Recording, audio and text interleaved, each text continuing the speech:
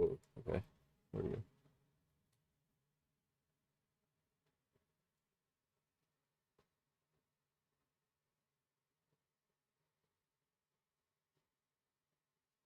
I wipe my nose down some still. Jesus. Shit is bugging. Alright, where we at? Oh yeah, we're just chilling.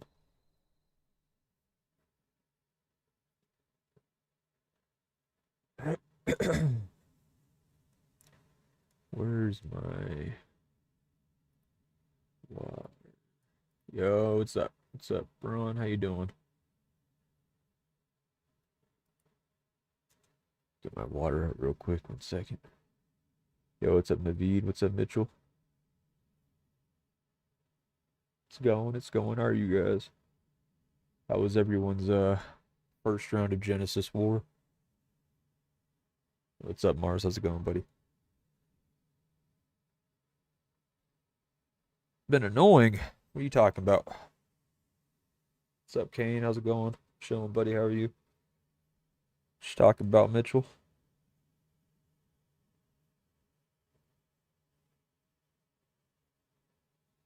What you talking about, Willis? Go seconds to no complaints. There you go. Got cooked at NBD. Sorry.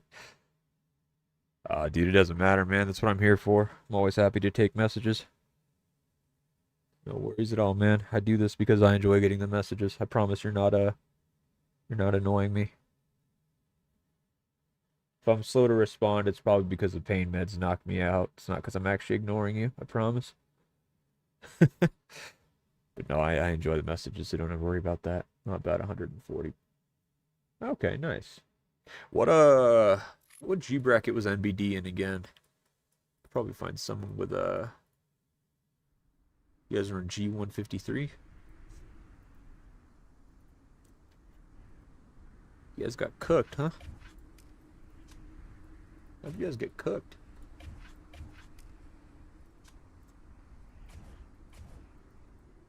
Just bad allies or something? Oh, damn.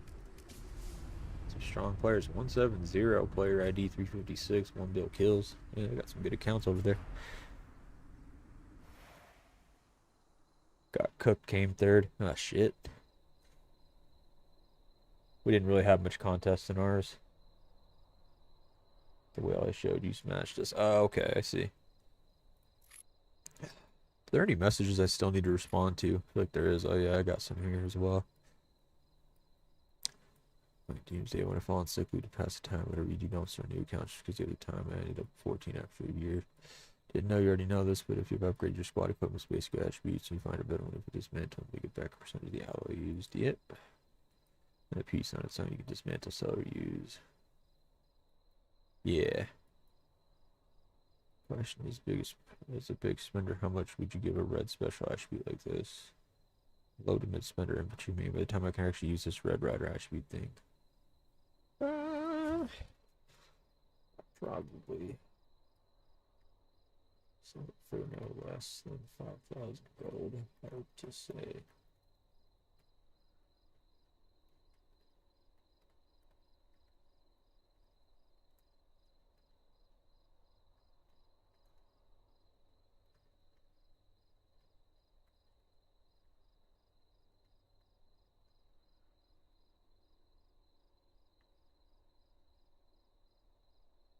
Okay, sorry, coming back to you guys.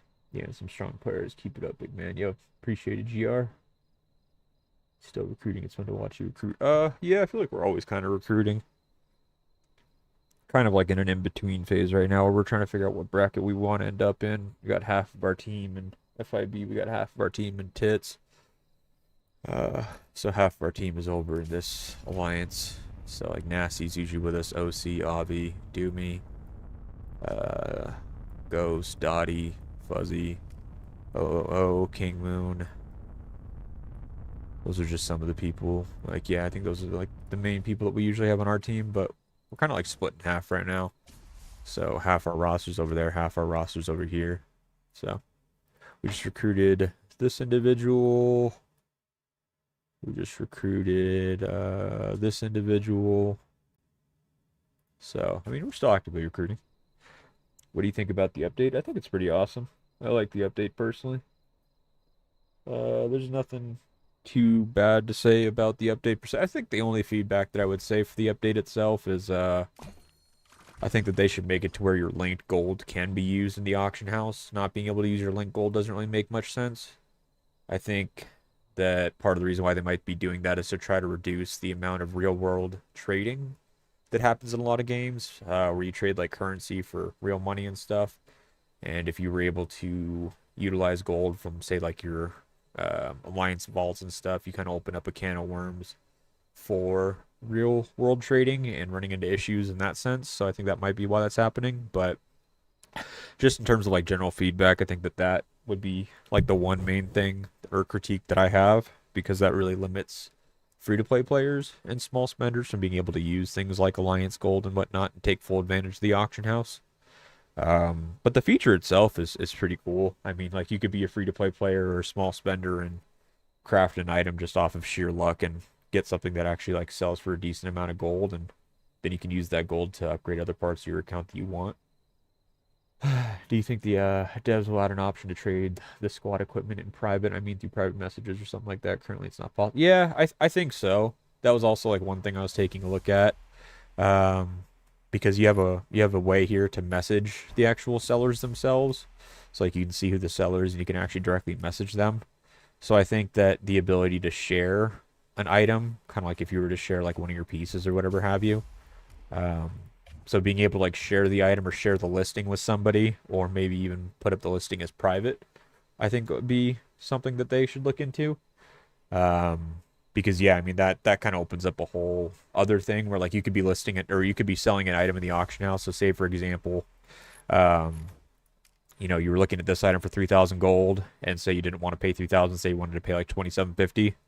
Having the option to be able to message them and make like an offer and say like, hey, you're selling it for 3,000, I'm offering 2,750 or whatever have you, and then just like them being able to accept that offer in private. Yeah, I think that there's a couple ways that they can kind of go about a system like that, which would kind of expand it a bit without putting the actual system in detriment, but a way to expand it out and make it a little bit more interactive for the users. I think would be kind of cool. So yeah, I think that there's some things that they can do and adjust. What's up, Reza? Riza? Rezatos? I'm terrible at pronouncing names. I apologize. I'm also in the middle of wiping my nose right now, so I apologize if I sound kind of weird at the moment. Just got done cleaning my nose, so it's kind of dripping a bit. It's probably gross, but sorry. Uh, Reza's good. Okay, cool, cool, cool. Like I said, I'm usually bad at pronouncing names. Terrible at it personally, but would I mind reviewing your account? No, no worries at all. Feel free to send me a message. Happy to review it. Does the meds get you high? I mean, one of the meds is oxycodones, right? So it's definitely a controlled opioid or controlled medication. So it definitely does make you feel funny. Also, because of like the actual surgery that I have, it's hard for me to eat food. I kind of have to stick to like liquids for a bit, like soft foods and stuff, and so I'm not necessarily eating the most right now. So I think that the meds are hitting, a bit harder than maybe they usually would. I've never really been too much of a fan of medications. Like if I was to go down that path, I'd rather just take an edible to deal with the pain personally. But yeah, let's see. But yeah, yeah, feel free to message me in game, Naveiv, and I'll review your account. That's totally fine. Good ideas. No, I appreciate that, Kane. Yeah, I think that like in general, the refinery thing is a good feature. I think that it's a good idea. One of the better ones that they've implemented. I'm definitely always an advocate for features and stuff in the game that enable your spenders, free to play players, and small spenders, basically like players at all levels, to be able to interact with something. Just the fact that you're able to craft items from a free to play standpoint that you can either get lucky and make something good for yourself, or get lucky and then be able to sell it for gold that you can use on your account elsewhere. I think it's just a good feature altogether. But like I said, I think that one of the limiting things for them is just that linked gold part. I think that that part should be addressed, but can't expect everything to get rolled out perfect, but always room for improvement. And I think that as long as they're willing to have a mindset that things can be improved, then there's no problem at all. What won't you got COVID? No, did I get COVID? If that's what you're asking, no, I didn't get COVID. I had a surgery on my nose. My deviated septum to be precise. IG needs to sort matchmaking out. Okay. I don't want to dive into this topic too hard because I think it's a topic that's discussed very broadly and widely. However, I was actually in a Discord call with Panda this morning and we were talking about this.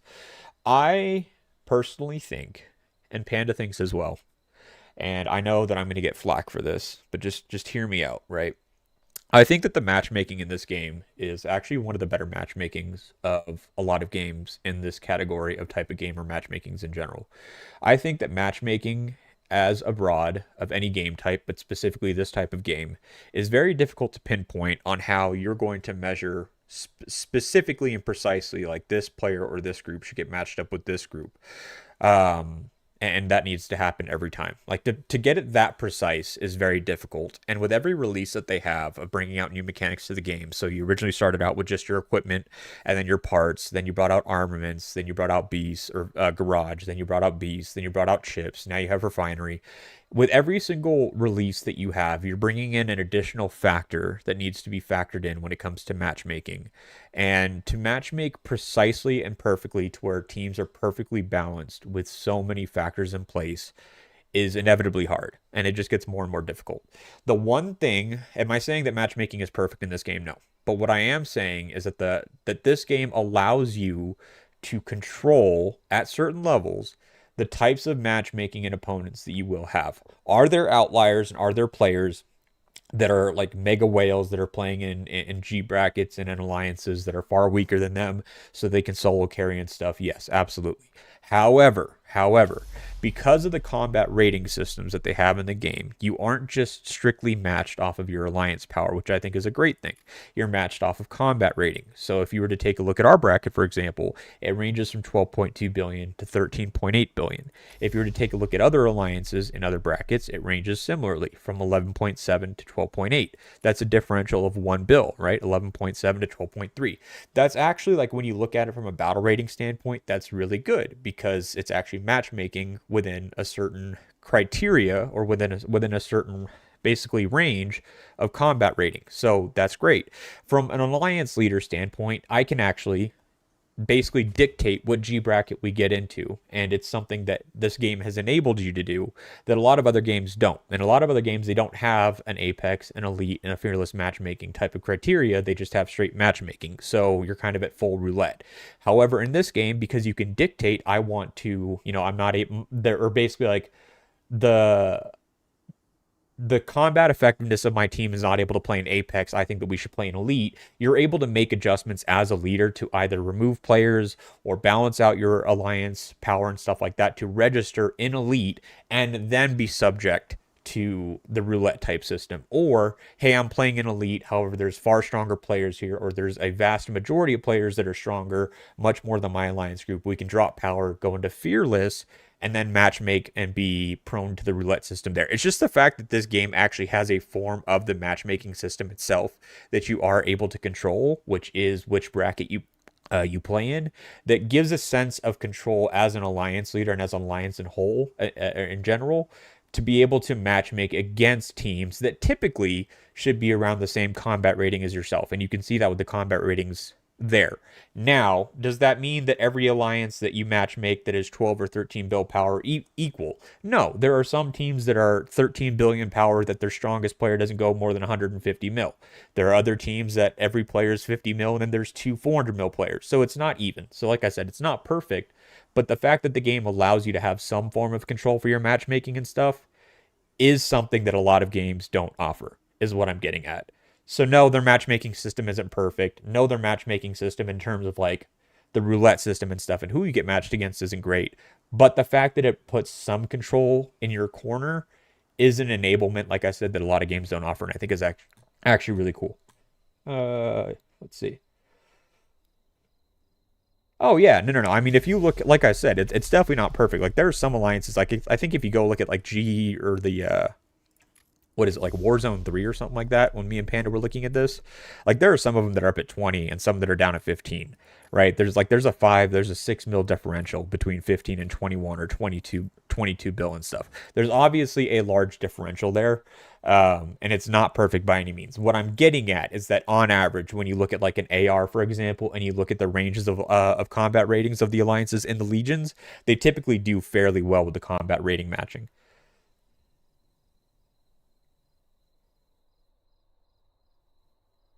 Yeah, but there's nothing you're going to be able to do about whales and low brackets. Whales and low brackets are something that just happens in every single game, period. Like that part is like I think that one of the misrepresentations of this game, or that this game gets a lot of flack for, is that they're like, "Oh, because of your immigration system, strong players can go down to lower regions." And it's like, "Okay, yes, they can do that."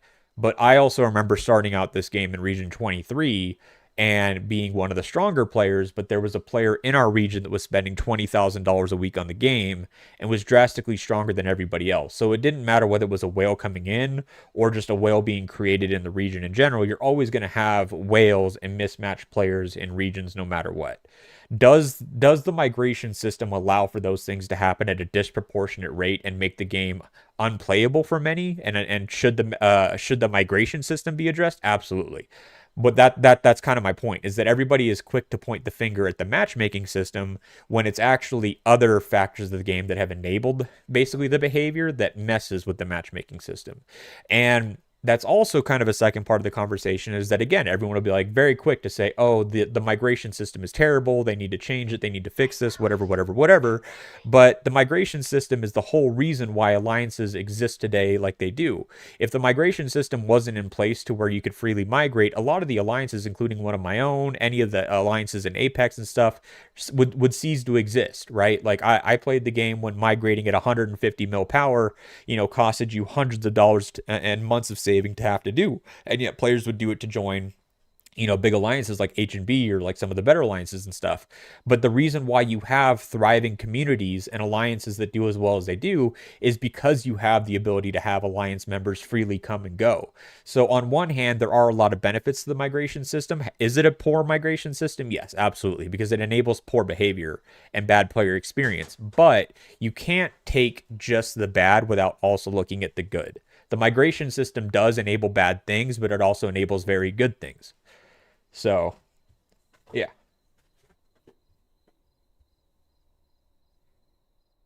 What's up, Frederick? What's up, back shit? Oh yeah, yeah, yeah, I'm here. Sorry, guys. I've just been I've been feeling a little bit better today, so I had some stuff I had to address. Okay. Naveiv. Let's look at your stuff real quick. But I think that's like the main point I'm trying to get across, is that I think that as a community, we should definitely call out IGG when they come up short on delivering on some things, but I don't think that you should just go into every update that they have with rose covered glasses, where it's just very quick to point out every bad thing that they do without recognizing that there is some good in the mix as well.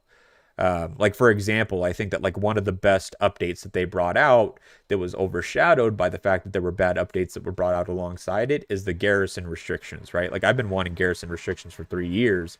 They brought it out in Rise of Kingdoms, 8 months ago, and we just got it. But you would have never really thought that that's a huge benefit because you're looking at all the negative side of things. So I think that, yeah, I just think in general, like you have to kind of just be aware that IGG is going to make mistakes, and in a lot of cases appease to the pay to play players and the pay to win players, which is fine because like that's just their behavior and that's what they do. But I think that everything is about perspective. I think that you can choose to look at everything in a negative light, or you can choose to just go, okay, it's not that great of a thing, but it's already been done. The update is out. What good can come from this, or like what positives can you make from it? Because while on one hand some alliances and players are very miserable, on the other hand there's other players that are just enjoying the game. Like I'm enjoying the game right now about as most as I ever have. So I appreciate it, Blue. Yeah, no problem, Mitchell. So Naveed, let's take a look at yours. Sorry to get distracted. What do we got here? Infantry attack and defense, attack and defense, attack and attack looks good. Looks good there. Vehicles, you're definitely on the infantry side of things. You got the 1010 here going on as well. Before I dive into, what is this one? The riders. Looks like, yeah, you don't have any riders at all. So my only critique here is that you got these at really good base levels. I'd say, like if you want to get this to 20, you definitely can. I would push both of these level 1s to level 10 as well. I know that's kind of like out of left field because you're like, oh, I'm not using riders, but trust me with the firepower and stuff, the amount of spend that you use in materials to get these to level 10 for the payback that you'll get on firepower and protection, it's very worth to get these to a base level 10. So I would get these to level 10, look at maybe getting these to level 15, these ranged ones, and then from there you can push these ones up higher and just kind of do a gradual type thing. But for these level 1s to level 10, it's just almost like free firepower and protection you can get for dirt cheap. It looks like you were using 4 infantry marches. So equipment wise, I would steer clear of your backpack parts. The backpack parts are expensive, not because of like their impact, but because they impact all troop types. That's why they're the most expensive. So I would get your infantry parts to all white first and then worry about your backpack one. If you were using 2 ranged marches and then 3 infantry, there could be an argument to maybe you do this, but because you're doing 4 and 1, I would 100% do your infantry parts first before coming back to backpack. I'm really enjoying the new refinery. It got me spending again for a minute. The search for a good deal is fun, like you do with finding treasures on eBay or swap meets. Yeah, I mean, I come from games like World of Warcraft, RuneScape, lots of games that use, auctioning systems or markets and stuff. And so, like whether you're using it to flip items or just chase, better stats, whatever have you, it's just a fun feature in general. And like I said, because free-to-play players can utilize the refinery itself and craft items for free as well and have a chance to be able to craft good items. Now, is that chance low? Yes, but just the fact that you have a chance and it's a roulette type system, I think it's a cool feature. Let's see, hero wise, we got 6 mil, 3.5 mil, 3.5 mil, 4.5 mil, 3.5 mil. Let's check your armament hones real quick. Hones look all good. They're very generalized, which is good. Same thing here. I mean, you're doing well with your armament hones. Nothing to say there. Yeah, hone-wise, like no critiques at all. Like everything looks good. Let's look at your hero pairings and see what you're doing. You got Miyamoto, Stella, Boyd, Eileen. Okay. So what I would say here, you want to have the heroes in a lead position that are utilizing the skills talent tree. And reason for that is because if you have the skills talent tree, you're going to have the highest form of rage regen, which, I mean, most of your impact in the field is going to come from the rage skills, whether it be the kills or the utility tools themselves of the marches that you're utilizing. So with that in mind, what I would change here is I would actually move Eddie to behind Bodala. I know that Riven and Bodala can have some synergy, which is great, but Eddie and Bodala actually works really well because when the shield is broken, it reduces the HP of up to 3 nearby enemies by 20%, meaning that when Bodala's shield breaks, it does the same exact thing. On top of that, when Eddie gains the shield, it'll actually proc the damage reduction as well that Bodala has. That's typically a really good march because they both also have counterattack utilization, and they're both very healthy marches, so that just in general is a really tanky march to be able to use that procs HP reduction to nearby enemies.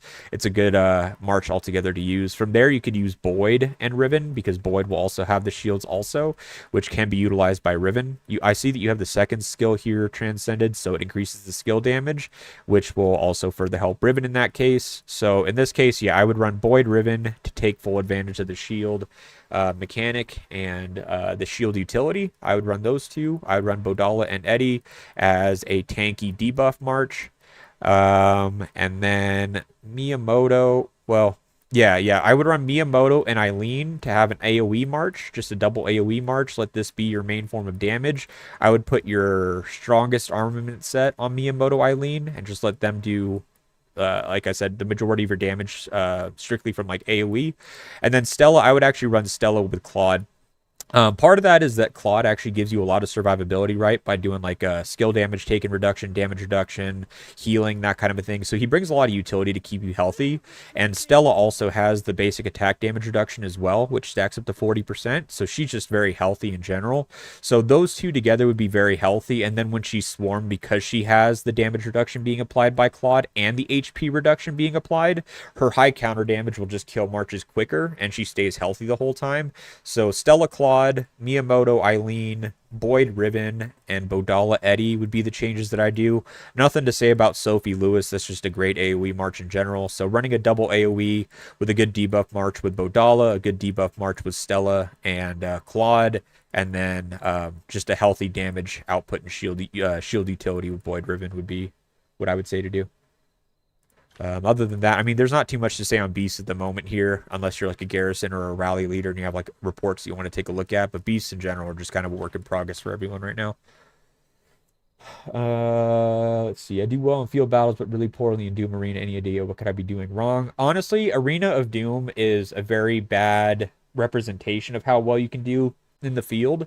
A lot of heroes are utility heroes that thrive in like murder balls and stuff, and you certainly don't get the same amount of output or damage output or effectiveness from AoE marches that you would like in murder balls. At the same time, like your speed marches, like rider marches, or your fast infantry marches and stuff, like, you know, that you're not going to be doing that in AoD. AoD is a poor representation of how well you do in the field. I just use AoD because it if somebody sends me a report, I can see your equipment, your squad equipment, your vehicles, your heroes, your hero pairs, your armaments. I can see everything that there is on your account without you having to actually entrust me with your account. So when I have people send me their arena stuff, it's not because I'm trying to see how effective you are. It's just simply I'm trying to get like a snapshot of your account at a high level. In the arena, the top 4 slots will fight the troops in the top 4 slots, and the bottom 4 will do the same with the bottom. A trick is put your tankiest squad on the side of the most squads, then put your squads of the strongest attack on the opposite sides of the tank. Yeah, I mean, there's strategies to do well in AoD, but like I said, like I've seen people build their 5 March squads around AoD and then go into the field, and it's night and day. Like you may not be using a march that has Claude as secondary and another march that has Bianca as secondary in AoD because you just want to deal a lot of damage. But in the field, having marches with both of those as supports can do very well, not only for yourself, but for your team and murder balls and stuff. So there's a lot of other factors that come into play outside of that. Chasey Boyd.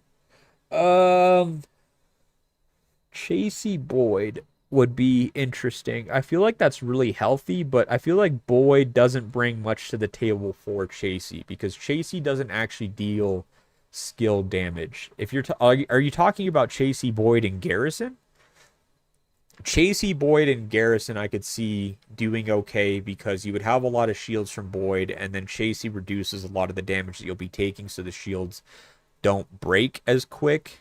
So there's a lot of sustainability there.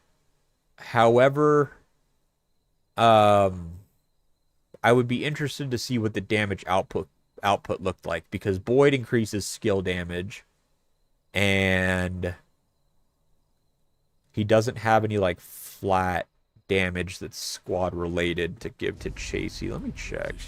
Because I used to run like Chasey Rigoro. But that was just simply because you can get high rage regen. I mean, honestly, like, yeah, that's a high sustainability duo, but where there's like an increase in skill damage.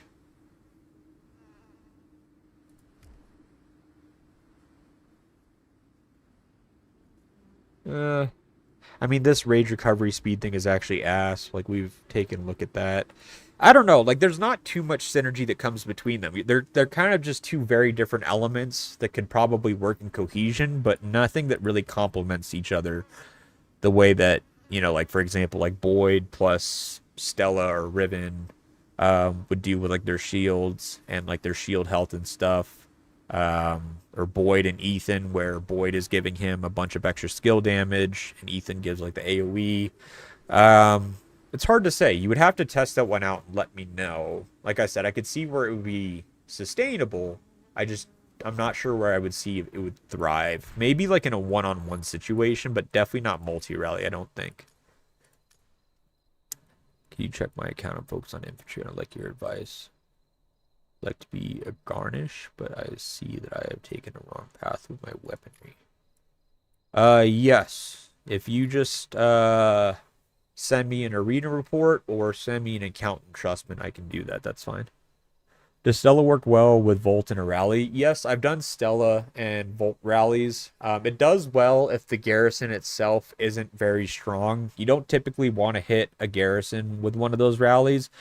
Your best rallies with infantry are going to be a Stella Marco or a Stella Claude for HP reduction. That only not only helps yourself, but it'll also help the second and third rallies as well, like an AR, making their reports better. Stella and Volt I've seen do better on counter rallies. If they are swarming rallies, so your Stella will help a lot with the counter damage, and then Volt will basically have the damage output and more of the field control from her AoE ability to help try to maintain field. It's a strong rally. There's just nothing that, I don't know, like kind of sets it apart from some of the other infantry rallies, if that makes sense. In Arena, I'm using Boyd Ribbon, Julia Louis, Eileen Mia, Adut Thunder, Cynthia Chasey.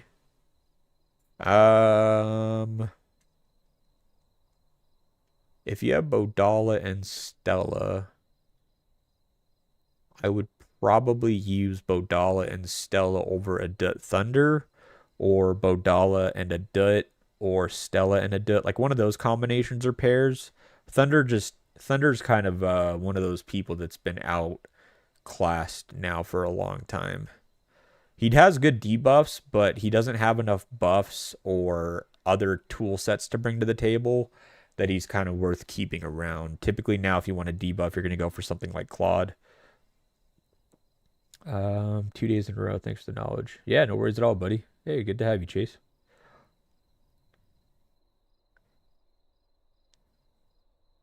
Anybody that's in the stream that sent me a friend request, I'm assuming that some of you are the ones that want to have me review your account. If you just let me know your name, I'll accept the friend request, and then we can review your account for you. Let me remove some people so you guys can actually add me, though. Delete. Delete.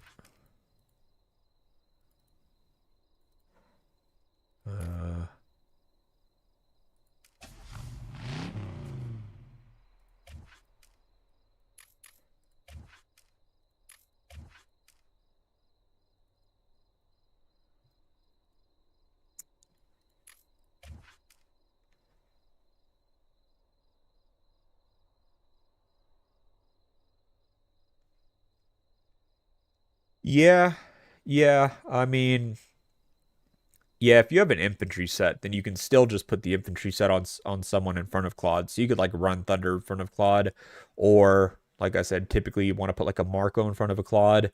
Other ones that are good in front of Claude would be like an Eddie, because Claude, where is he at? Claude also gives a shield, which then also procs the HP debuff from Eddie also. So Eddie Claude does well, Bodala Claude does well.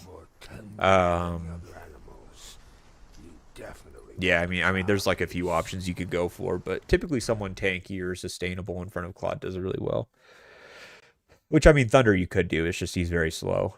Boyd Louis with scanning Garrison. Is that a good combination? Yeah, I mean, Boyd Louis is fine. It's good skill damage. Boyd Ethan is just better because you get the skill damage reduction and the 45% defense, I believe is what it is, the squad defense, and then 2 AoE skills. But I guess like the cheaper version of that would be Louis with a skin instead, because you do need to have some skills transcended on Ethan in order to use him. So yeah, it's usable. I would say that like that would be used more like in a lower bracket than a higher bracket. Typically in a higher bracket, if you don't have 2 heroes that synergize really well in Garrison, you're probably just going to get murdered out. Yeah, no worries at all. Firmda 305. Yeah, no worries at all. Happy to help. I've mostly been using Stella Bodal and rallies as my Marco. The cat are still low. Yeah. I think, sorry, that was, when I was mentioning Stella rallies, that was going to be the first one I mentioned, but I was thinking of the HP debuff off the top of my head. Stella Bodala is probably like the default tank rally for infantry, because you get a lot of shields. Bodala's shield in general is, I think, like, what, 30% stronger than Rygoro's shield, so it's a really healthy shield that he has. Plus, he actually has the damage output when it breaks. So yeah, Bodala in general is solid to put behind Stella, and it's a great tank rally to utilize. You won't get as much damage output, so if you're doing a one-on-one versus a tower, and you're using Stella Bodala could be okay if you just want to straight sustain.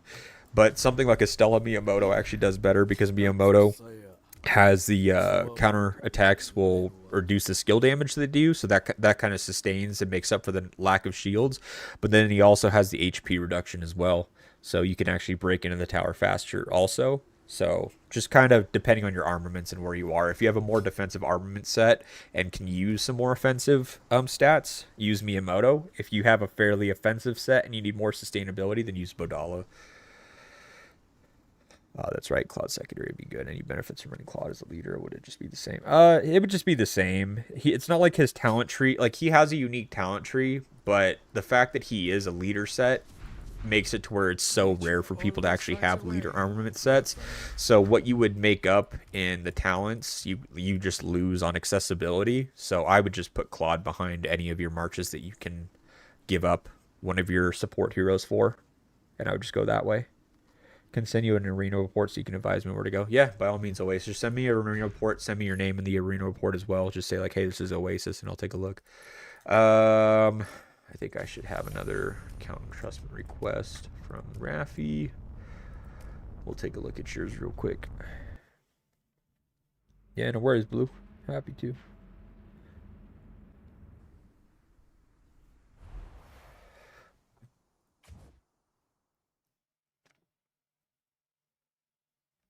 Let me see.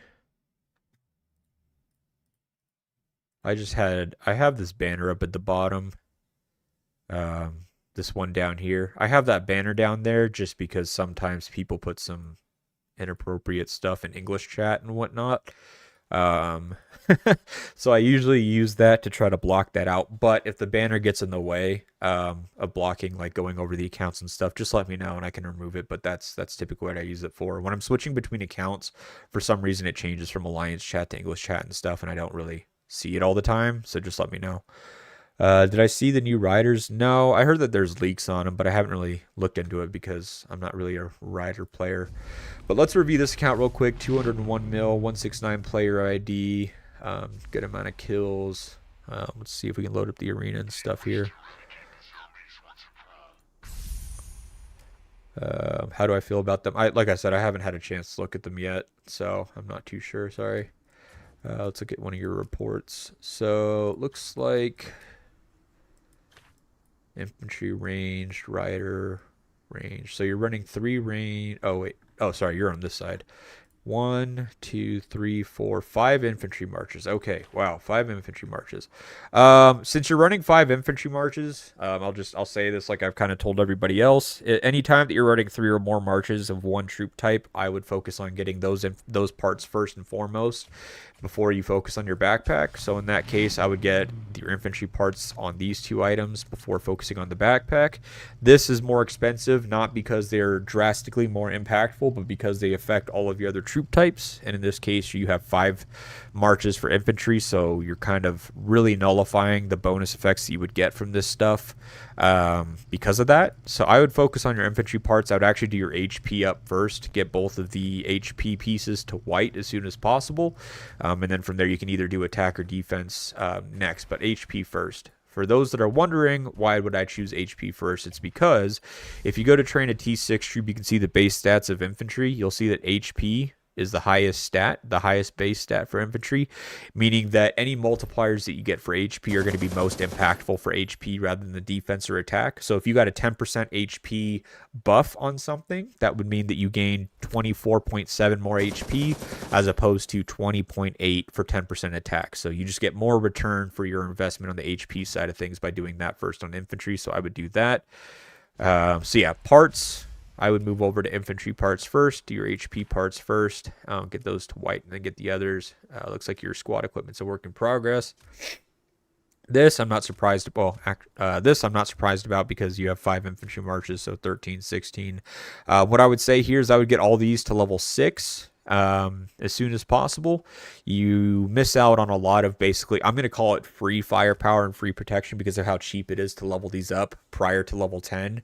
So level 6, level 10, somewhere in that range is what I would get these other ones to first. I know you're not using those troops, but you'll gain quite a few hundred extra firepower and protection, which for every 100 it gives you 1% squad defense or squad attack anyways.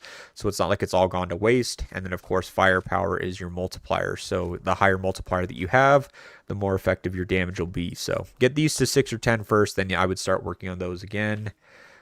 Heroes, we got, let's see, armaments. Looks like you got a 5 mil set, ranging down to a 1.6 mil set. Look at your hones. I mean, hones are good. Infantry and squad all across the table, so looks good. Nothing to really critique there. Yeah, everything looks good. So armaments and hones look good. Pairings. Bodala Eddy is a good one. That's good. That's good. This is good as well. I would say, let's see, who do you have for Awakened Heroes? Is where we started, and also our last hope. Let's see, we have Stella. Someone is still. Awakened.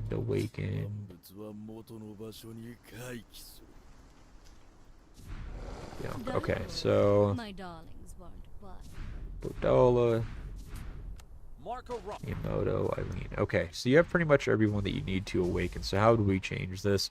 So what I would do in terms of your hero pairings is this is good. This is good. Who are we missing here? I mean, honestly, this is fine the way that this is set up. I would say that something like a Marco and Claude would work better just as a straight debuff march, because you want them to target your Claude because they're going to see that and they're going to want to go for the one that's like, you know, procking HP reduction on them and damage reduction and all that kind of stuff and buffing your marches. And so by doing that, because you're going to basically put a bait on him or a target on his head, put him behind somebody that's going to punish them for doing that.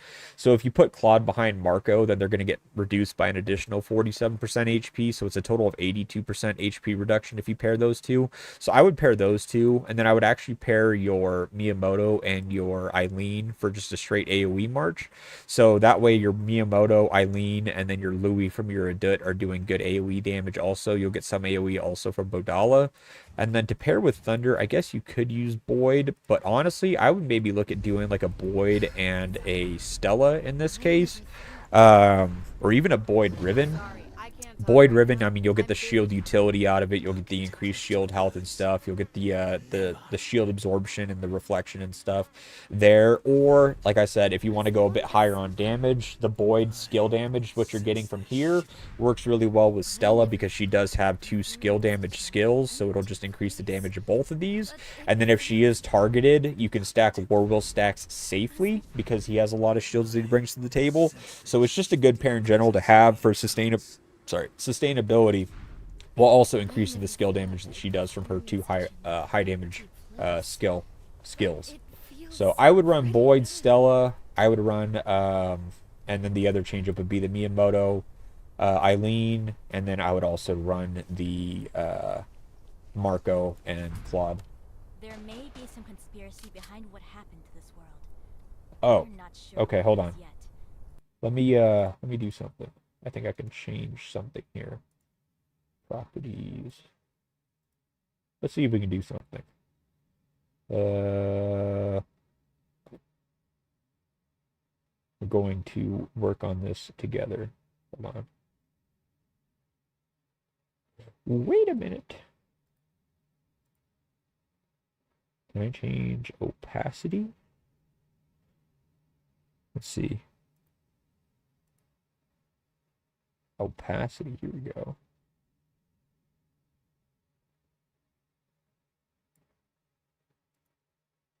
Does that, oh, did that, maybe? Filters. Hold on, please. Again.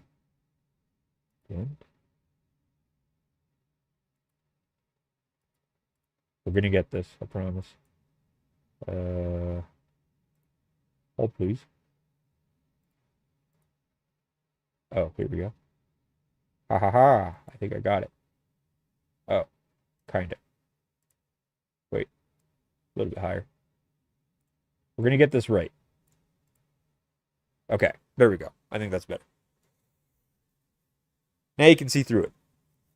What have I been doing today? Just on amends, really. Marco Eddie instead of Stella Boyd. Nice. Good to hear, Dr. Death. Good to hear. You're gonna I feel like I heard that you guys had a really hard Genesis war as well. So or like they came heavy for you guys. So I'm sure it's probably not gonna be like the norm per se. But yeah, I think that your HP reductions in general do wonders for you because you do have very high damage marches, Death. Um, yeah, and I think I was giving the same feedback to Panda as well for his Big D account because I was giving an account review for him today this morning on it and helping him with his range marches. And that's like one thing that I noticed is that you both have fairly decent alternative marches to use, but you are very damage heavy on your primary ones. And I think that you guys just need to enable that to snowball that damage more so than trying to squeeze out a little bit of damage from your alt marches. I would say just snowball the high damage that you're already getting out of your main ones. Mitchell and Gary is same person. One on PC and one on phone. Oh, okay. Gotcha. Who else we got here? Okay, Oasis. Okay, nice. So you are on this side. Vehicles, I'm going to assume 1, 2, 3, 4 infantry marches. Okay. Let's see. Okay. So the only thing I would say here for the hero pairings and such is I would say move your Adut in front of your Eddie here. Reason for that is, again, you want to have your skills talent tree be the leader in your marches so then you get the faster rage regen. So by doing that, you should be able to proc your rage skills more often. Other than that, I see what you're doing here with this debuff march when they get targeted, faster rage regen, so that's solid. That used to be a pretty popular march back in the day as well. Bodala Stella is fine. Louis Julia is fine. Miyamoto Eileen is good. Looks good there. Working on equipment. I know that you're working here on these infantry ones. That's totally fine. The tier 2 to tier 3 jump is a very high jump in terms of like the amount of protection and firepower that you get. So get these to tier 3 level 1 as soon as possible. Armaments. Let's see. It looks like you got infantry, and squad. Yeah, I mean, like you've got good homes. Nothing to really write home about there. You've got a red rally. You've got a red garrison. I would get rid of those when you can. They're empty. They're flashy. It's you wearing a diamond chain when you don't need to be.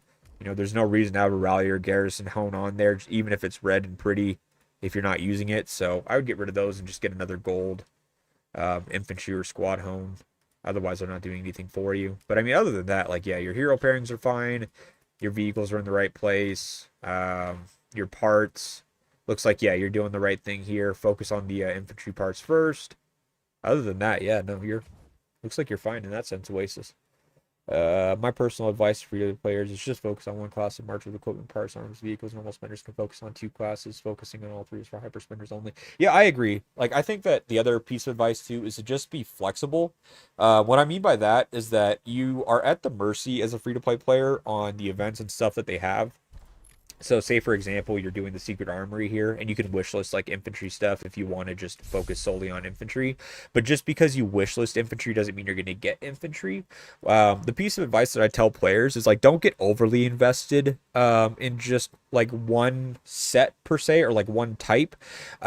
Because if you overly invest in one thing and you're like, oh, this is what I want to do, or this is all I want to build, and then you go into, like, let's say, for example, I say I only want to do infantry, and I go into secret armory, and even though I'm wishlisting infantry, say it gives me just randomly 3 or 4 full pieces of ranged. Now all of a sudden, if I've overly invested in one thing and I don't pivot with the way that the game is going to let me, I might fall further and further behind. So I would say focus on like one of your marches specifically to get, because one 4 mil march is much stronger than 4 1 mil marches.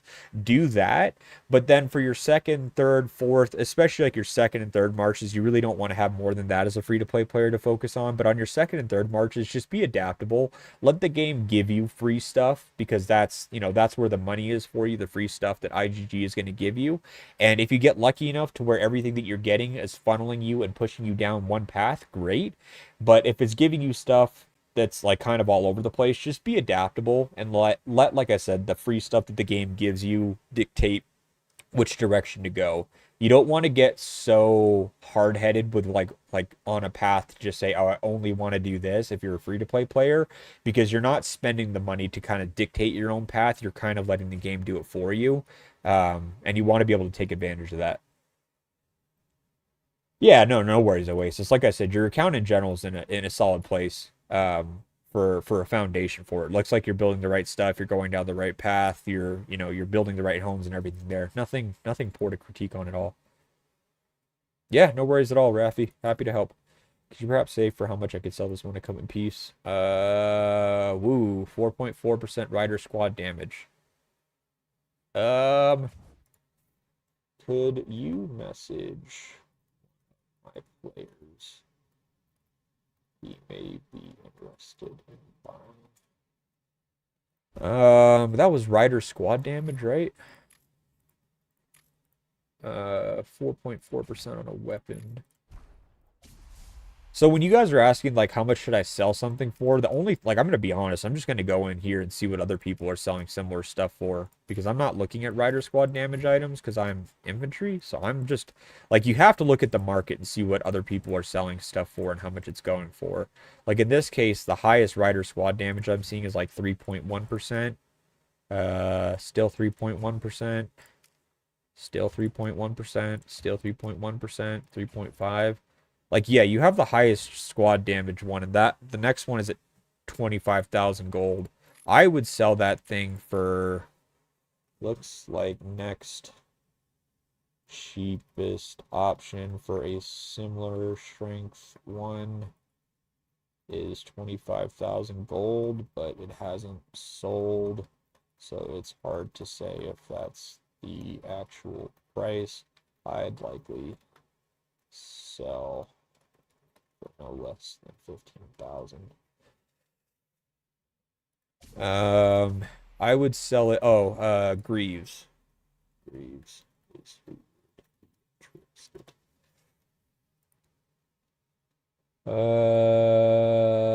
Wanted to be a range second, but I got advice that I focus on one. Thanks for bringing it up. Yeah, no, that's honestly the best way to do it, is just focus on one troop type first and foremost.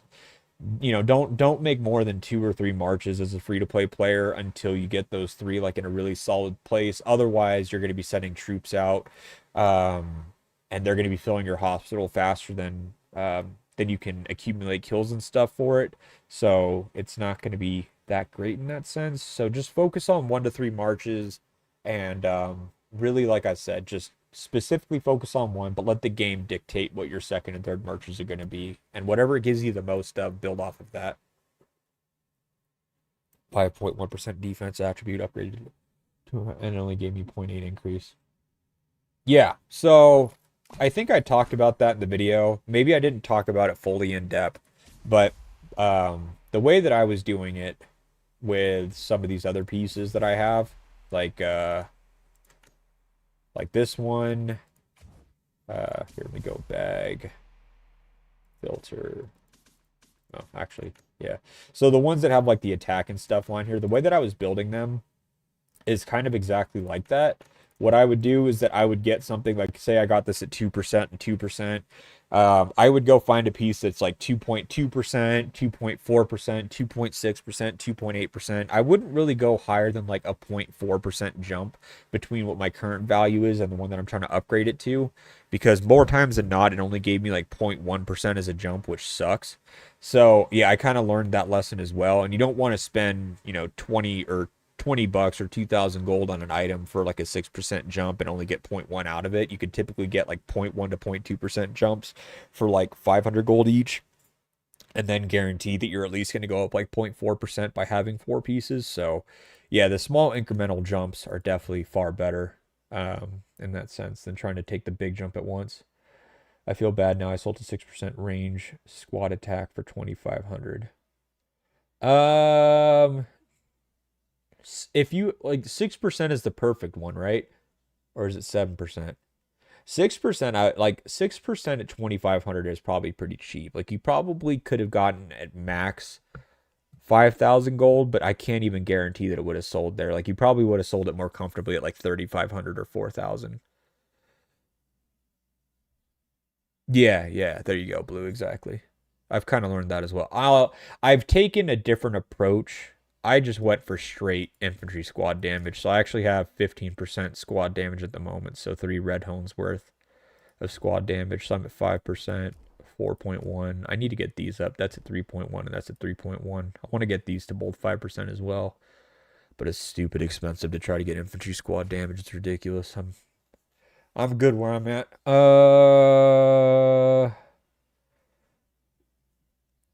Add him. Let me do yours. Adam. Here you go.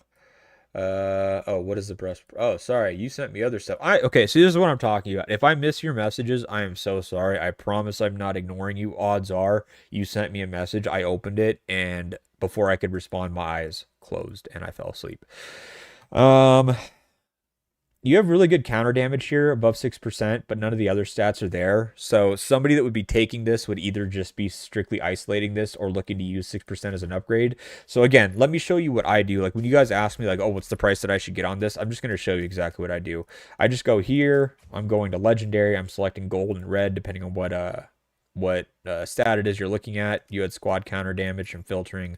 Sort by price here with lowest at the beginning, and you can see someone actually has squad counter damage at 6.9%, which is higher than yours at 700 gold. So trying to get anything 6.2% up here at 1,800, so it's quite a jump, but there's already quite a few listings already in this range, and somebody's trying to undercut the market at 700 here. So you can either try to undercut him and sell it for 500 or try to match it at 700 and wait till his sells, so then yours is the next in line. But unfortunately, you probably won't get much gold for it because it looks like it's already saturated with quite a few squad counter damages being sold, and someone's undercutting it, it looks like already. So you could just wait till that 700 gold sells and then try to list yours, or you could try to match it or undercut, whatever you want to do.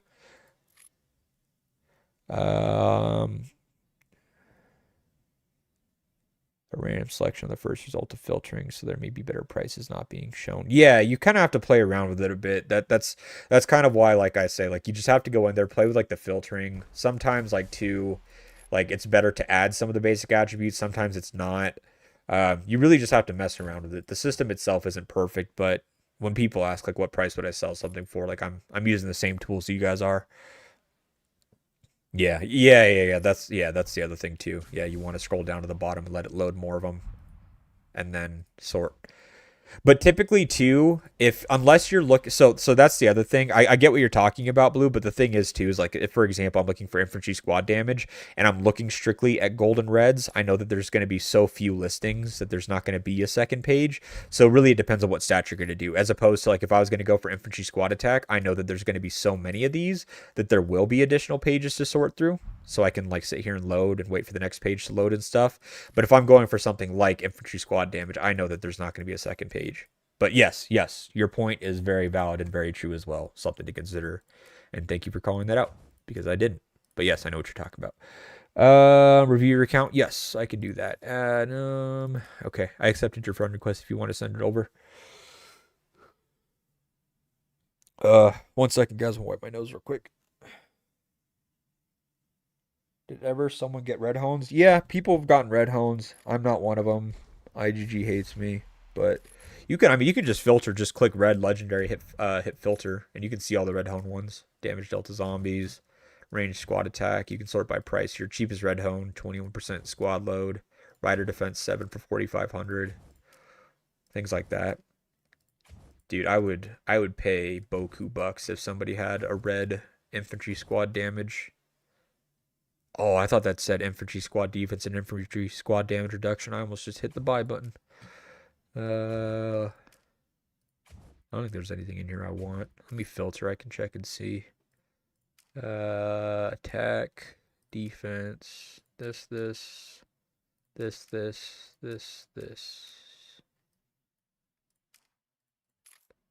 So these would be the pieces I'm like interested in, but I would want 2 stats on it, which none of them are, so. Oh, well. Yo, what's up, D3? Check my saving stuff and tell what's best, bro. Sure, no worries. Let's take a look. Alright. Change accounts. Whoa, my nose is stuffed.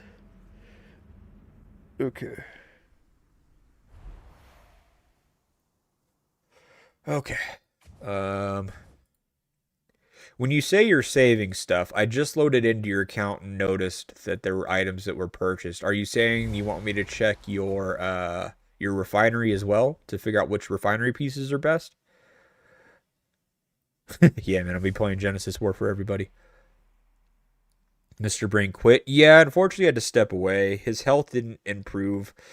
I don't want to give the full story. Like, I'd rather let him tell it if he wanted to. But basically, long story short, he's been in the military for a long time and he developed this fluid in his lungs that they can't get out. And so, because he has fluid in his lungs, he has a chronic cough that doesn't go away and it disabled him from doing his job in the military that he was doing. So, he had to career pivot to do something else that was not nearly as physical. And because of PT and stuff in the military, he couldn't even do that. So he had to get out of the military as a whole, and he went to government contracting, I believe, doing more of like a desk job type thing. But because it was so many life changes and stuff happening at once, a career pivot, what it meant for his family, having to move, all the rest of those things.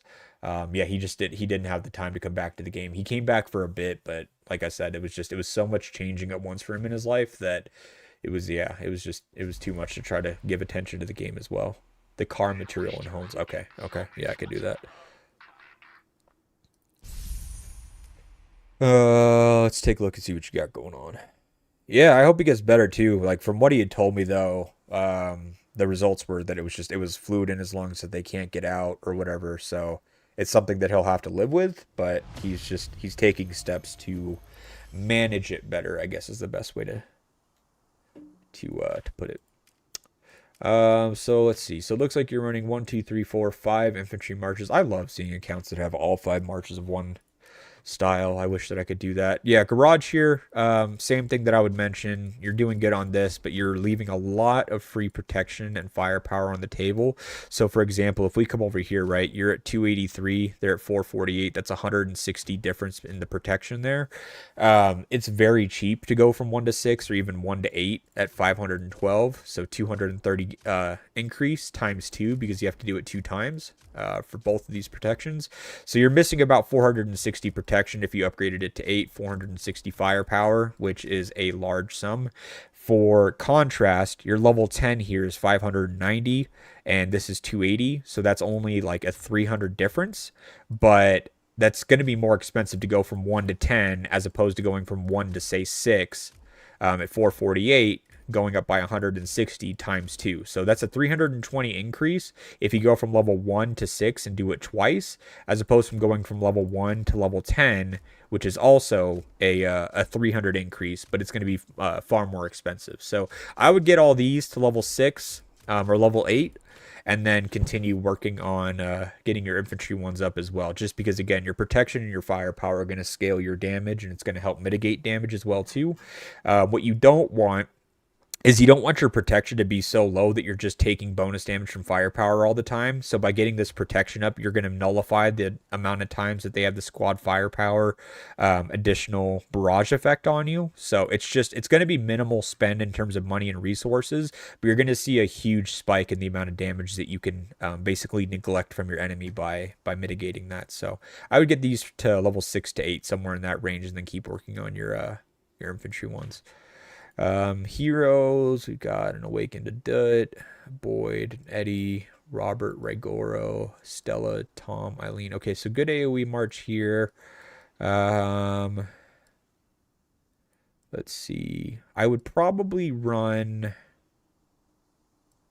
Actually, you know what? No, I'll say that. Like, I think that this is probably the best setup that you can have for heroes. They're all solid where they are. Your AOE March is going to be your best one. Both of these guys have reflect damage. Where is it? Da, da, da, da, da, da.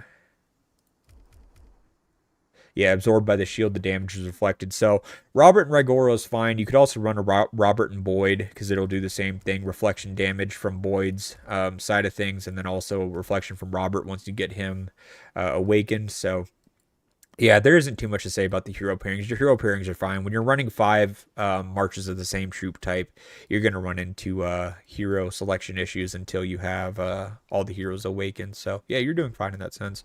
Your hones themselves are good, too. You don't have anything that's sitting in the garrison or rally slot. Yeah, so I mean, yeah, your hones and stuff are fine. So what I would say in this sense is that if anything, what you could do, because you don't have too many heroes awakened, and you also like your disparity between your power of your main infantry set here at 5.5 mil total versus say like, I mean, this is like 2 mil, 2 mil, 2 mil, and then 3 mil.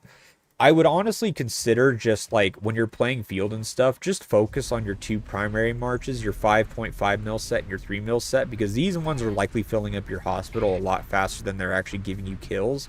And you have like an awakened Miyamoto and an awakened Adut.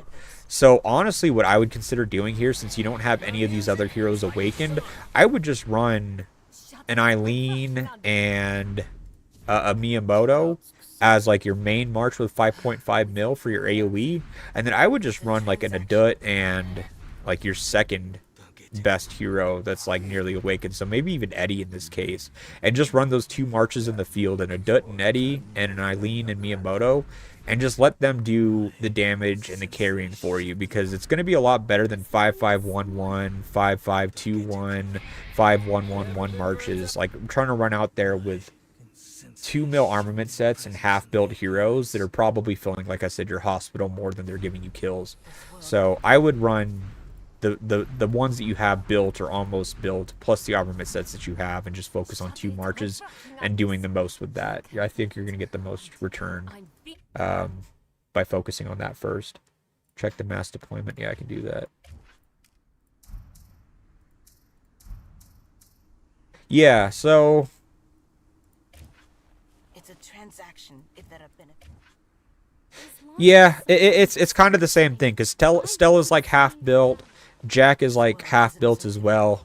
So yeah, I would do Eileen, Miyamoto, Adut, Eddie, and though I mean those guys are like your 5 and your 3 mil. Your next one is 50% less at, or 30% less at 2 mil. This one is, you know, this is still 50% stronger than this one. This is still 50% stronger than this one. So yeah, I would just run these 2. Run a Dut with Eddie, run Eileen with Miyamoto, and just go wreak havoc with those 2. Fill up your hospital slower because you have less troops dying and dying slower from weaker armament sets or weaker heroes. Focus on those pieces that I talked about in the garage. Your armament homes themselves are good. And as you build more armament sets and have better armament sets and awaken more heroes, then look at doing, you know, a third march and stuff in the field. But until then, just work with your strengths, not play to your weaknesses. It's kind of the thing. You don't want to exploit so many weaknesses that your enemies can take advantage of. If you're 5 marching in the field and I'm fighting against you, and I see that I'm murdering 3 of your marches much faster than the other 2, I'm just going to turn and focus those 3 marches to kill those marches off quick before focusing on your strong marches. So you're creating exploits and creating weak points for your enemies to focus on if they're smart enough to pay attention to it. And so you're kind of shooting yourself in the foot more than you're helping yourself. So I would do that. Play to your strengths is what I'm getting at. Yeah, no, then you're in the right mindset. That's totally fine then. You're doing it well. I mean, your one armament set that you have is honed really, really well, and it's obviously really strong. So you're doing the right thing.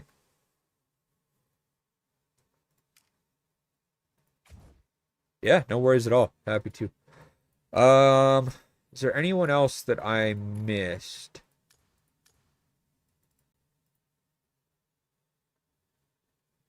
HUID, are you here? Or anyone else that needs a review at the moment? I can take a look for you. Or anything else you guys want to talk about in general. Sorry, I'm wiping my nose while we do this. Oh, what's up, Elixir? How you doing?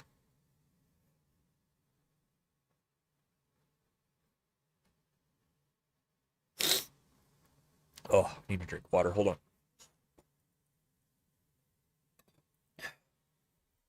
Okay. Resource center. Oh, I'm not in GW. Can't place one. I can do a review, haha, but you done one on me before. I could do a review. Yeah, no, by all means, D3. Feel free, send it over. I know it's been a minute, so. What do you recommend for infantry heroes, main ones? For strictly field players? Like if you're strictly field fighting and you want to have infantry heroes?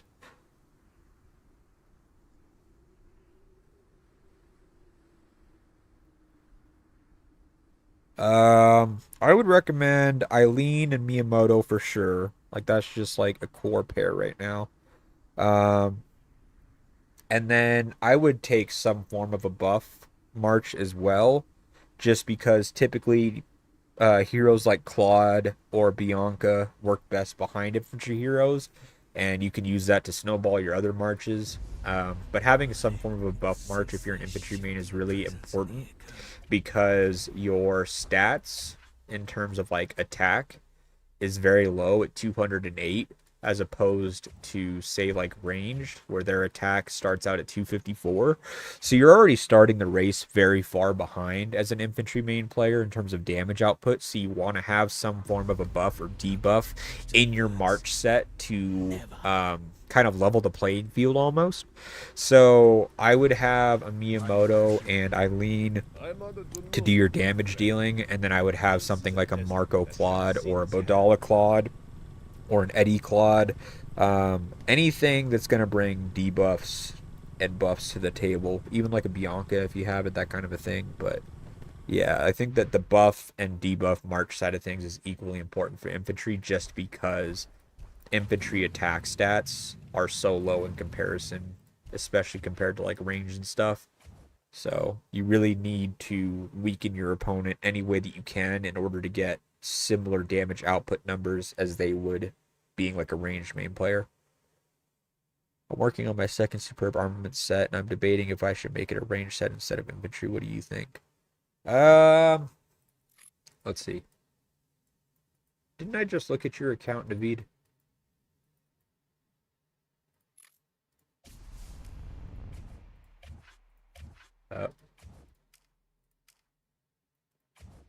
I don't even know what I'm clicking on anymore. Here we go. I don't even know what I'm looking at anymore. Oh, yeah, that's right. There we go.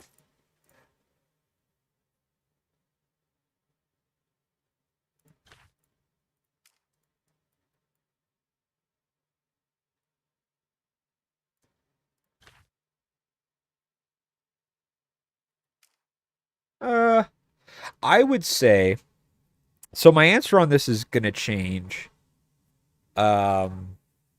Just simply because of the refinery now. I think that you would actually benefit more from doing a second superb set on infantry also, and then focusing on getting all of these squad equipment pieces like really, really good. So like for example, right, like on mine, I have 15% infantry squad damage, which again, if you go to like armament homes, for example, right, like a 5% squad damage or squad damage reduction or squad damage, either of them is a red home, right? Like that's a max home, 5%. So if I have 15% squad damage in here, that's essentially 3 red squad damage homes. And if you were to do a superb armament set for range, you would have to try to do this twice and replicate it twice.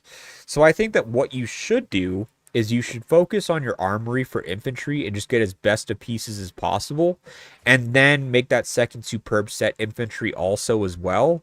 That way you can isolate, focus on your parts, your equipment parts, to get all these white for your infantry. You can have your refinery set up for all white as well. You can isolate the concentration in your um, garage. So I know that like with your garage itself, you're already at like 20 and 19 here. That's kind of like the point, is that like you're at 20 and 19 already and these are back at 10.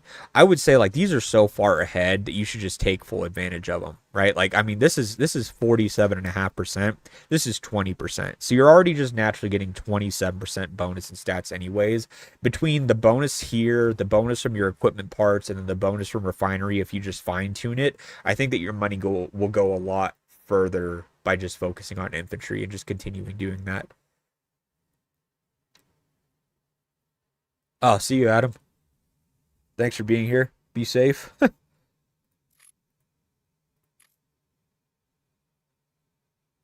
Yep, happy to look at it. What's about the 5 rider marches? Yeah, because I mean, like, I guess like the main point I'm trying to get at, Naveiv, is that like if you are already so far ahead with your infantry stuff, trying to pivot to replicate similar buffs and bonuses would cost a lot of money. So I mean, like, if you are in a place where that's what you want to do and you're capable of, by all means, I mean, that's like a true whale, is being able to do that. But for like your typical player, like if you already have a head start or a lead for one troop type, like you might as well just capitalize on your previous investments. Yeah, no worries at all. Hater, are you talking about like what marches should you use for 5 rider marches? Is that the question?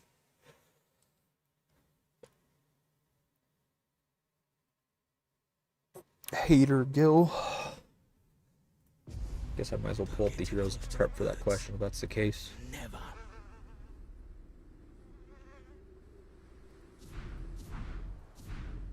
Trust only brings death. If that is the question, Even if the trust I know is that gone. Rubina and Daryl do really well. I like Chasey and Bella as another one. Felix and Elena does really well also. The sisters also do really well too. If you have especially like their skins unlocked. I mean, so that's 4. For 5 marches, what you could do is you could split up some of them. So keep the sisters together, and then you could run like a Chasey plus a Claude, because Chasey does do a lot of debuffing also, especially if you have her weapon transcended. So Chasey and Claude would do well together. And then you could also do a Bella and Bianca, because Bianca just gives high base stats to everybody also. So you could run a Bella Bianca, a Chasey Claude, or you could run a Bella and a Marco, because Marco is an infantry focused or oriented for his stats. He gives stats to all troop types, and the HP reduction is just insane, and would increase the damage of all your marches. So Bella, Marco, Chasey Claude, Felix and Elena, and then the sisters, and then Rubina and Daryl would be your 5. Where the S level is also transcended. Yeah, S level is fully transcended. As long as someone is still listening, I will keep singing for them. Partial S is just partial transcended. Tracking everyone, including you. The red S is fully transcended. I think the only one I have fully transcended right now is Stella. I'll have Boyd fully transcended after this TC. I got enough cores from the All-Star event. I think I only needed to place like top 25 or something like that to get enough cores. Yeah, so I'm getting 45, and I think I need... yeah, I need 220, so I'll have enough after this one to fully transcend them. Let's go, Sam. I need to use these random ones. I always forget.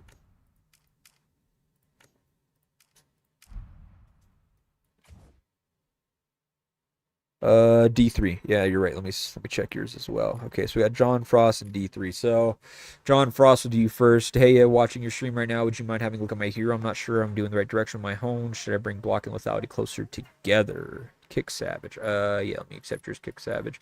We're gonna do John. Frost, D3, and then Kick Savage. I'll do you next after that. Let's take a look. So you got 6.3 mil. Sorry, I'm trying to breathe. Looks like you got 1,000 lethality, 560 block,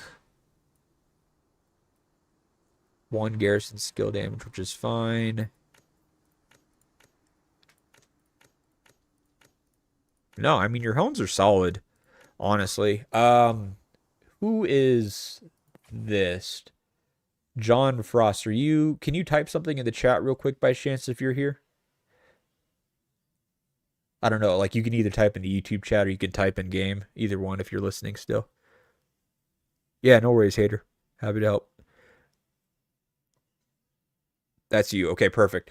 Are you typically a rally player, a garrison player, or strictly field, would you say, for your team? Because you have 51% attack, no defense, block. Okay, so you are an extremely high damage output rally player and garrison player, which is totally fine because winning garrisons and winning rallies happens on both ends of the spectrum. It's not just always about how much damage you can absorb, it's also how much damage you output. And you can win a garrison or a rally one of two ways. You are either indestructible and unbreakable, or you deal so much damage that every time they hit you, you're just throwing a counter punch and you're hitting them harder than they're hitting you. So it's honestly equally as effective either way. I don't see any real reason for you to close the gap on your block. Like if you had a ton of defense hones, I would say like change your defense over to block here. But you have really good lethality, and to pair with that lethality, you also have really high attack. So it's taking the high attack that you have, scaling it with a multiplier of lethality. You have 20% skill damage here, paired with the garrison skill damage, additional 4%. You have good counter damage on this. Yeah, I would say honestly, like there's nothing here that I would change or do different about it. It's just that your infantry set is pretty much the polar opposite of mine. I've changed mine as of like recently. I used to have 1200 block. I got it down a little bit to bump up lethality, but that was simply because I had 50% defense and 1200 block, and my damage output was very, very low. So I switched it out a bit to get my attack up to 60% and then bring lethality up to 500. But you typically you're going to see more of a punishment if you're too heavy on defense and lackluster in damage, because if I can absorb damage all day long and not deal damage, it doesn't do as well. Because what ends up happening in my situation that you don't run into is that I set up a garrison and they can't break it. They're doing very minimal damage. But then by the time we set up counter rallies and the counter rally launches to deal the damage that I'm not dealing, they just cancel the rally. So they rally my garrison for 5 minutes. As soon as our counter rally launches to deal damage, they cancel the rally, they reset. So we're never actually getting damage out, but they're never able to break us. So I had to pivot to then also deal damage in garrison, not just absorb damage. In your case, you don't run into that issue because you're dealing high damage consistently throughout the whole time. So because of your approach, I would say that no, there's nothing here that you need to change. If you were the same as me and you were too high on defense, and that way people could exploit that, like I said, by just canceling anytime your counter rallies and stuff launch to actually deal damage to them, then you would run into an issue. But that's very unique for that one scenario. And again, that's not something you're going to run into. So I don't see any issues with what you have. I move that set to Boyd and Stella depending on the scenario. Yeah, I do the same thing. I move that set between Stella for rallies or Boyd for garrison. So totally understand that. Your marchers are good hero pairings across the board. Shield. Yeah, you're good there. You've got squad equipment, infantry squad damage, infantry attack, squad counter damage. Yeah, no, everything looks good here. Vehicles 2016, that looks solid. I would get these to level 10 because you're approaching that. I would get all these to level 10 and then push this to 20, so you're 2020.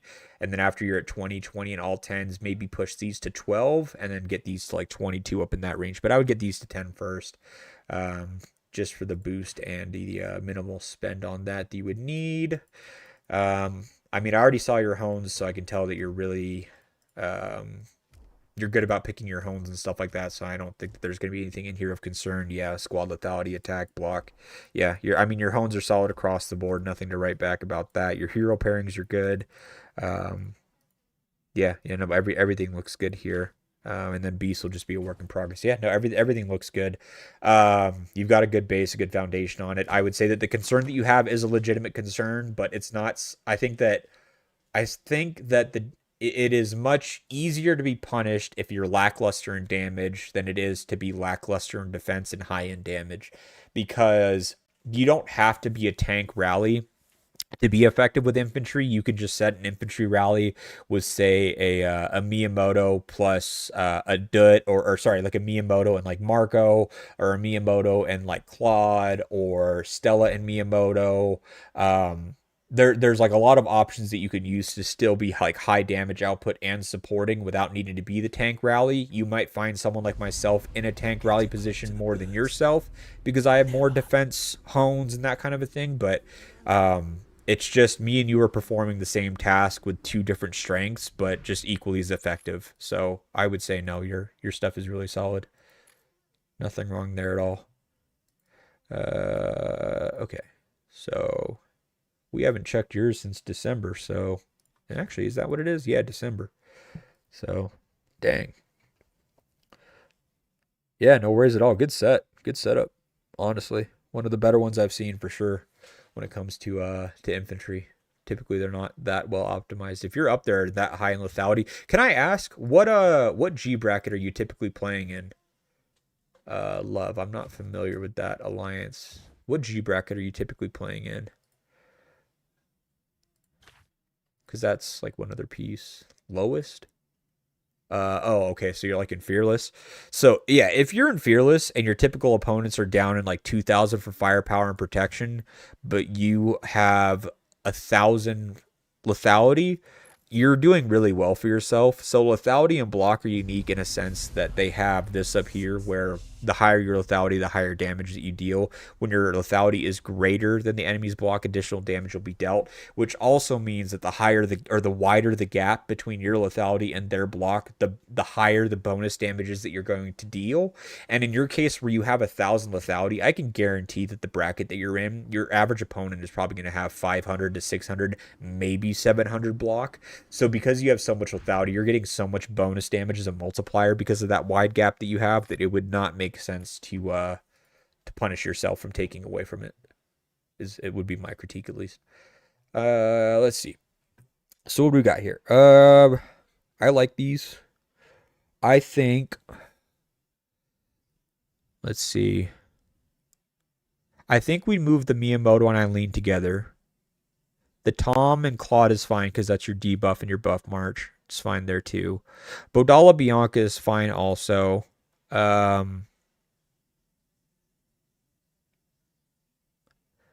If you wanted to play like bait and switch here on this, like you could use Marco and Bianca because people tend to like to go for Bianca marches.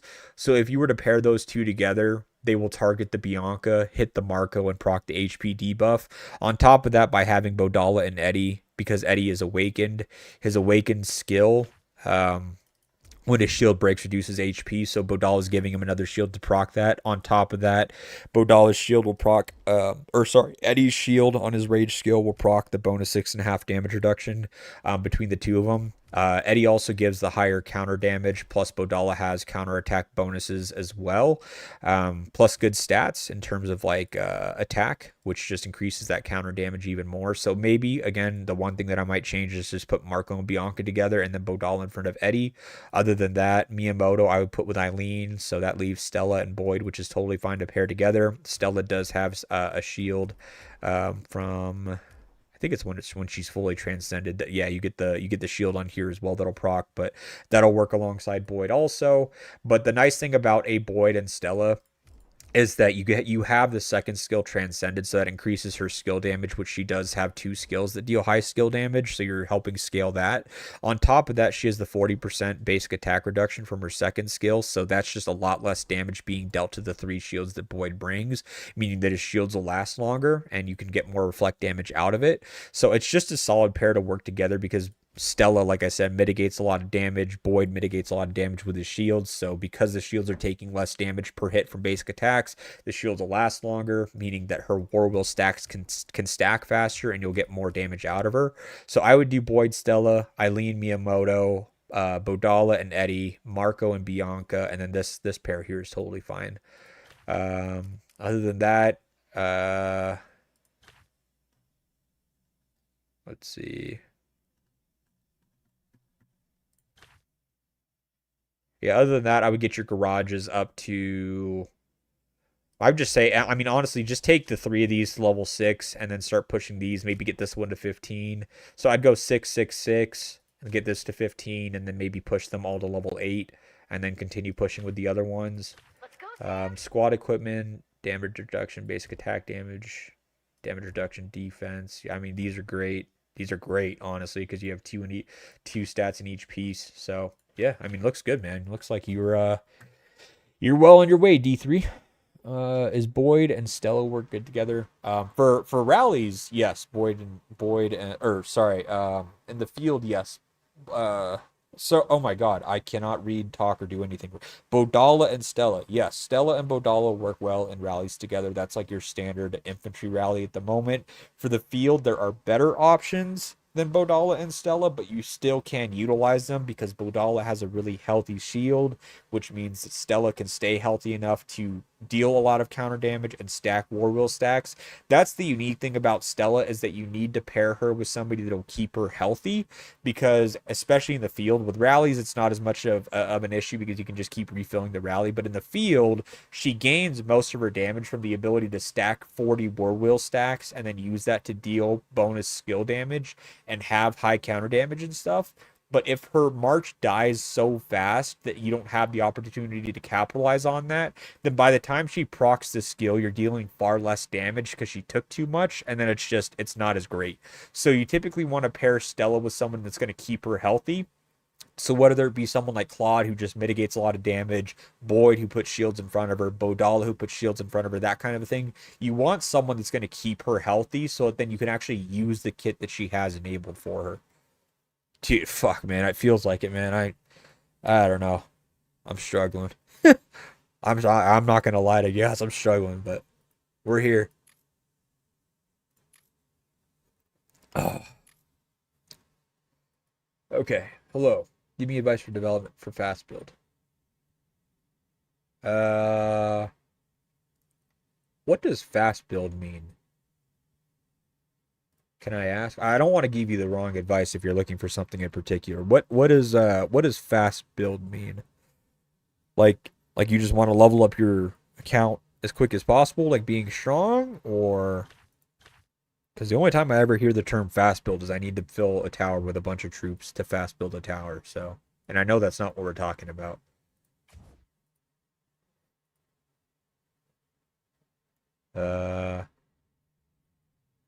This is good. This is good. I assume you don't really have anyone else to put behind Julia, so Leah's fine. I would, as soon as possible, get rid of Lee and get a Claude to just put in here. Lee is solid because of the debuffs that he brings, but he's just kind of dated. He brings the debuffs, but he doesn't bring much on the other side of things to make him sustainable. You don't really want to utilize a hero just because of one skill these days. This is fine for a debuff march. This is solid for a debuff march, but I would, like I said, I would get rid of Lee and get Claude as soon as possible. Other than that, the rest of the marches are good. Vehicle, I'm assuming that you're just, on range. So get these to tier 3 level 1 as soon as possible. Get some range squad equipment when you can. But the pairings are solid. Let's take a look at your... if you don't have armaments, I would only be running... I don't know if you're doing this in the field or not, but if you don't have armaments, I would only be running 2 marches. I would only be running this march and this march. Odds are you're not running 5 marches, but if you are, don't do it. You're probably just filling your hospital. But in terms of the homes and stuff you have, I mean, everything looks good. It's all range, it's all squad. I don't see any garrison or rally type homes. So yeah, I mean, your actual account and stuff is solid in that sense. Focus on your 2 marches, keep building these out. Once these are all at 5 stars, then start working on your second set. And then I paired Stella with Boyd. I paired Stella and Boyd with the ALF folks to deal heavy damage, deal heavy in both pairs. Balance and survival and damage with those pairs while try swapping them up. Yeah, it's very situational, right? The thing about it is that like at least what I find and what a lot of other players find in murder balls is that if you have an AoE pair that's singularity or like their singular job and role is to do AoE damage, it's very easy to go into a murder ball, select all 5 of your squads, target an enemy, and then if for any reason you see that that enemy targets your AoE march, just have that AoE march start walking away, because then all your single target damage dealers are still hitting them anyways, and you can bait them in. And that's typically what they'll want to do, is target AoE marches, whether it be your range marches or just AoE in general, so your Eileen's and Miyamoto's.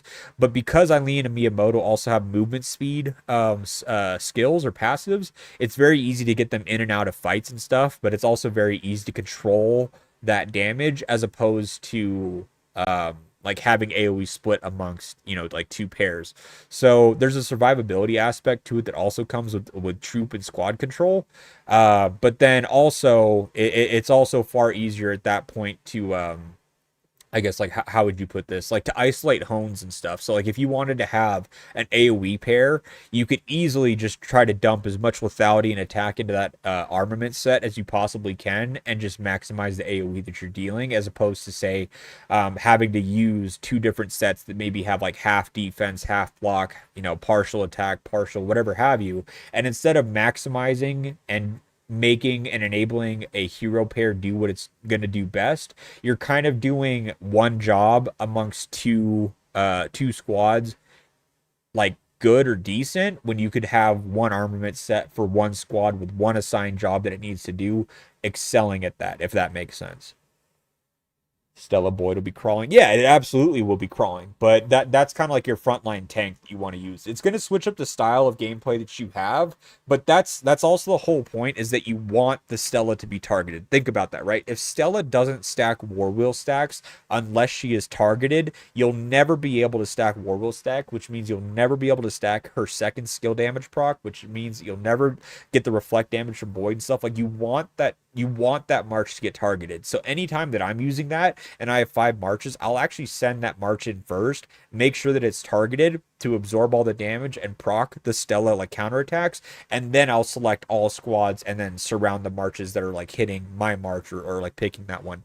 So it's like, it's a tactical way or a tactile way that you play the game. It's just like you're taking advantage of hero mechanics and gameplay mechanics to like change up your gameplay and your gameplay style. If you're just blindly clicking select all and then clicking on in, it's not going to really matter that much. But if you really want to get into like the core mechanics of the game and like take advantage of like hero kits and their specializations, like, you kind of do have to play in a unique way.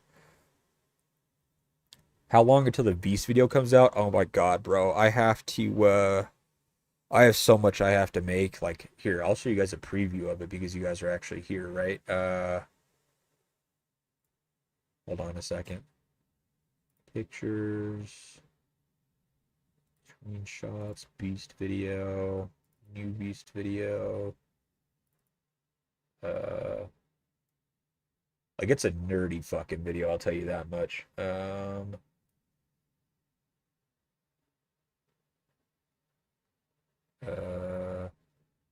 This one, no.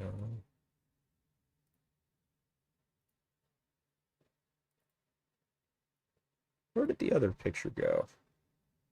Hold on a second. Did I? Oh no, it's still in progress. Okay. So yeah, just so you guys have an idea. Boom.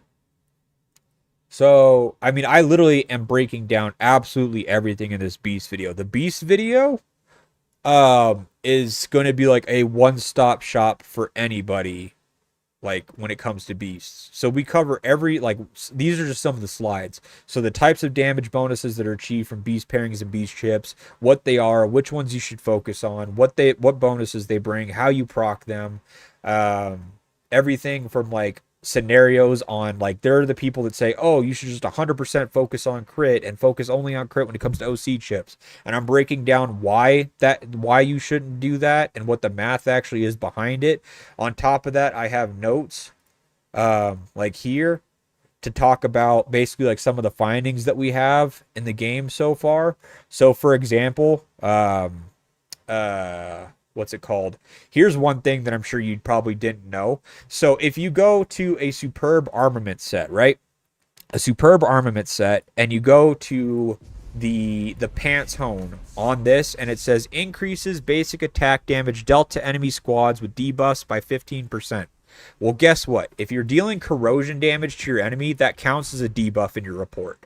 So if you are running a Pango plus Otachi or Bull plus Otachi, if you're running any form of a corrosion damage support, you're actually applying a debuff to them that procs the 15% bonus damage that comes from your pants. So Otachi, if he's dealing his active skill every 3 seconds, which lasts for 3 seconds because it's on a critical hit, if you can make sure that you're critting every 3 seconds and proccing corrosion damage every 3 seconds, and it lasts 3 seconds, you can have 100% uptime of debuff, which procs 15% bonus attack damage to your pants.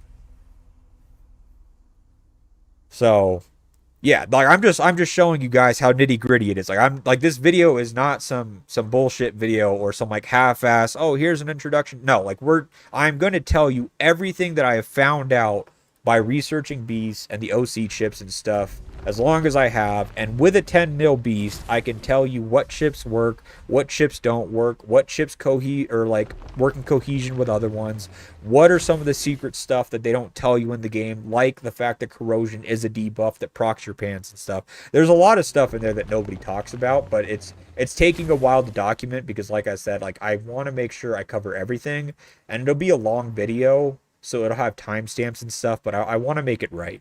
I want to make a video that will last, if that makes sense. So Umzy, quick question. What skill level should the cat guy or Marco be at to be effective on field? You at least need to have them both at 5511. So you need to have this skill, the second skill at 5 for the HP debuff. His primary rage skill you typically want to have, so at least 5511. And I believe Claude is the same way. You need to have this one for the buffs and the debuffs. Sorry, this one for the buffs and this one for the debuffs. So 5511 as well. So both of them at 5511 is typically what you want.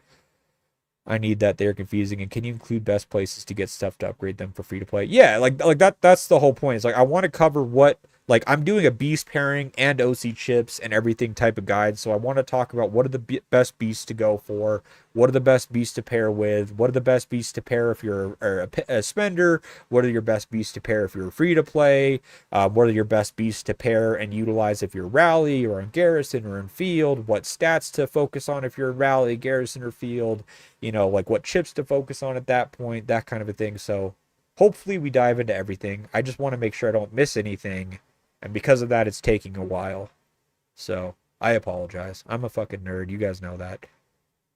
Do shields stack such as if she had a Bodal, then Bianca puts her shield? So shields don't...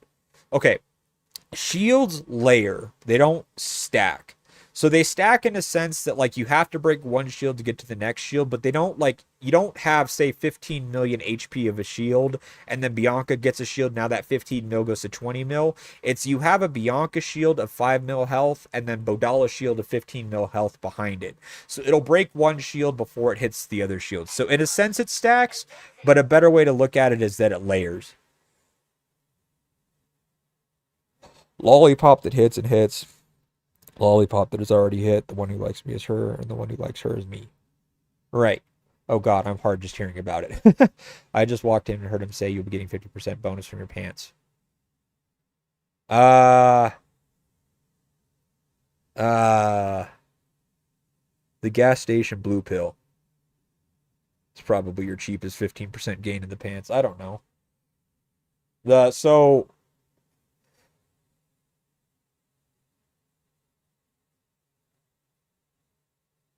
what I was saying was that corrosion damage counts as a debuff.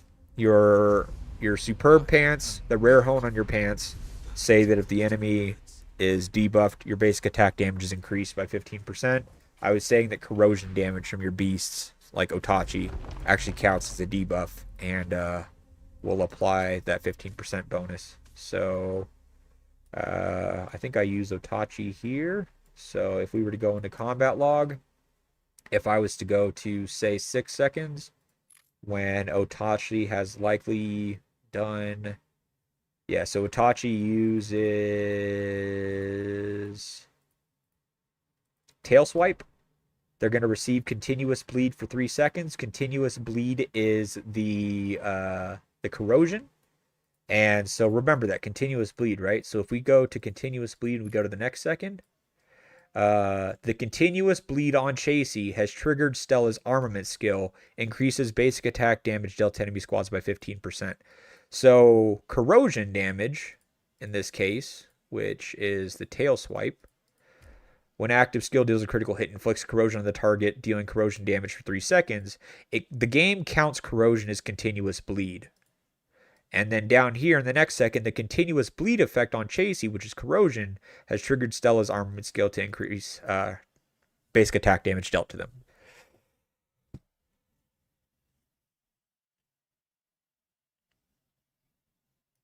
So that's what I was talking about. Ow, my nose. Actually, I wonder if you guys ever want to wonder like how strong beasts are. We killed 137,000 troops in 1 second. And I'll guarantee you, if we go into here, we killed 2,282 troops with a basic attack. We killed 2,600 troops with a counterattack. We killed 27,000 troops with its Showtime or Rage skill. And then we proceeded to kill 66,000 troops with the Leader skill. So Stella skill killed 27,000, and we killed almost 3 times that amount with a Beast's Leader skill. And then we proceeded to kill almost the same thing as a Rage skill with the Beast active skill from a combo at 21,000. Did another 16,000 with the normal. So 16,500 plus 21,000 is 37,000 plus 66,000 is 103,000, or 5 times the amount of kills as Stella's Rage skill is what we killed with Beasts in that second. In case you were ever wondering what you should focus on as a rally or garrison leader. I didn't see the stats from the new equipment back in my battle report. Did you know if it works?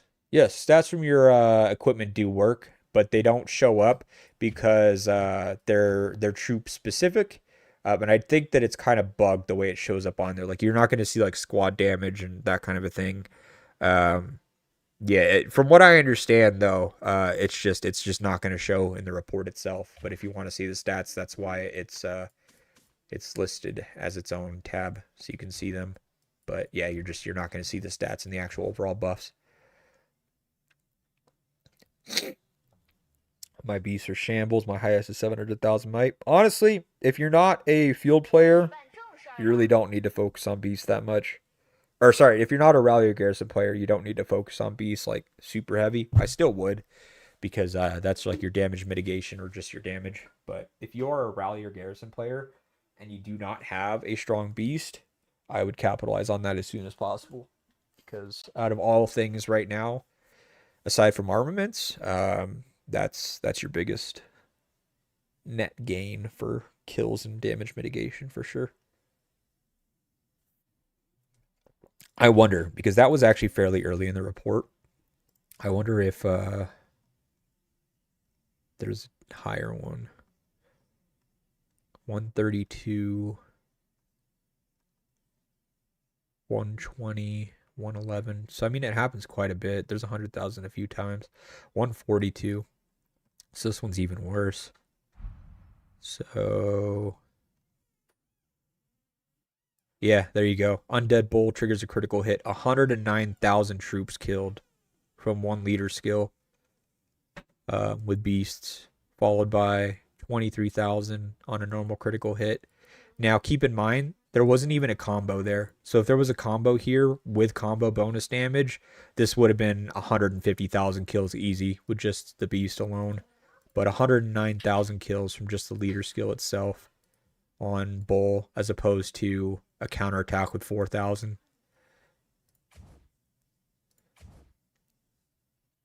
One piece is nearly half my might. Which beast do you like best for field? So in your view, it would almost be best to try and invest in leader armaments.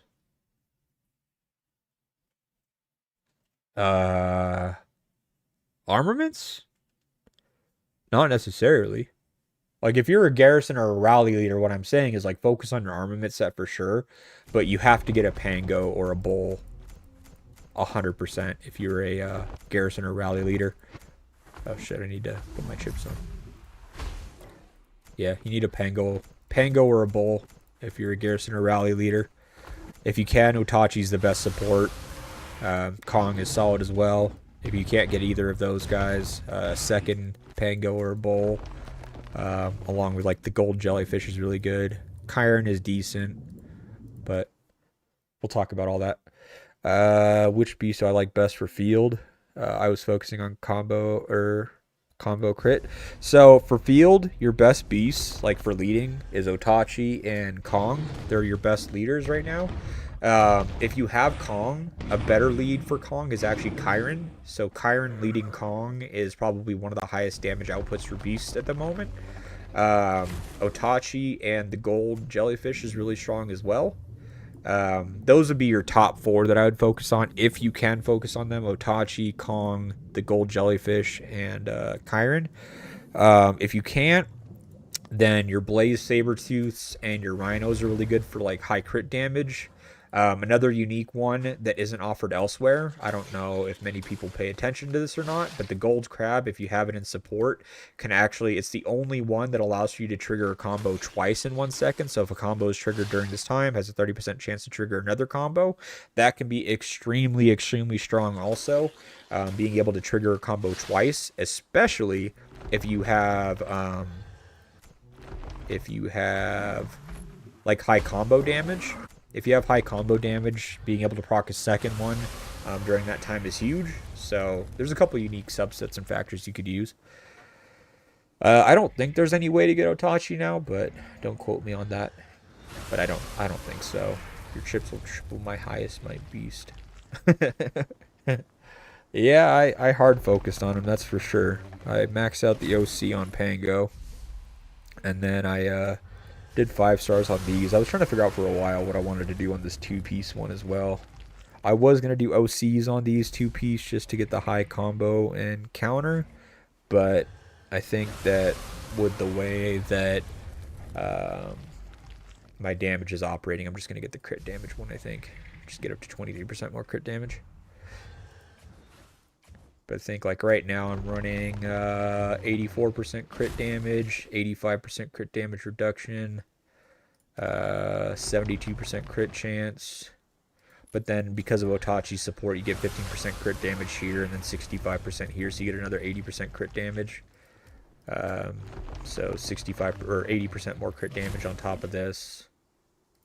Your biggest, and again, we'll talk about it in the video, but your highest damage output factors are leader skill damage. So leader skill damage 16%, leader skill damage 89%, leader skill damage 33%. Those are your highest damage impacts. Oh, max spore deer review.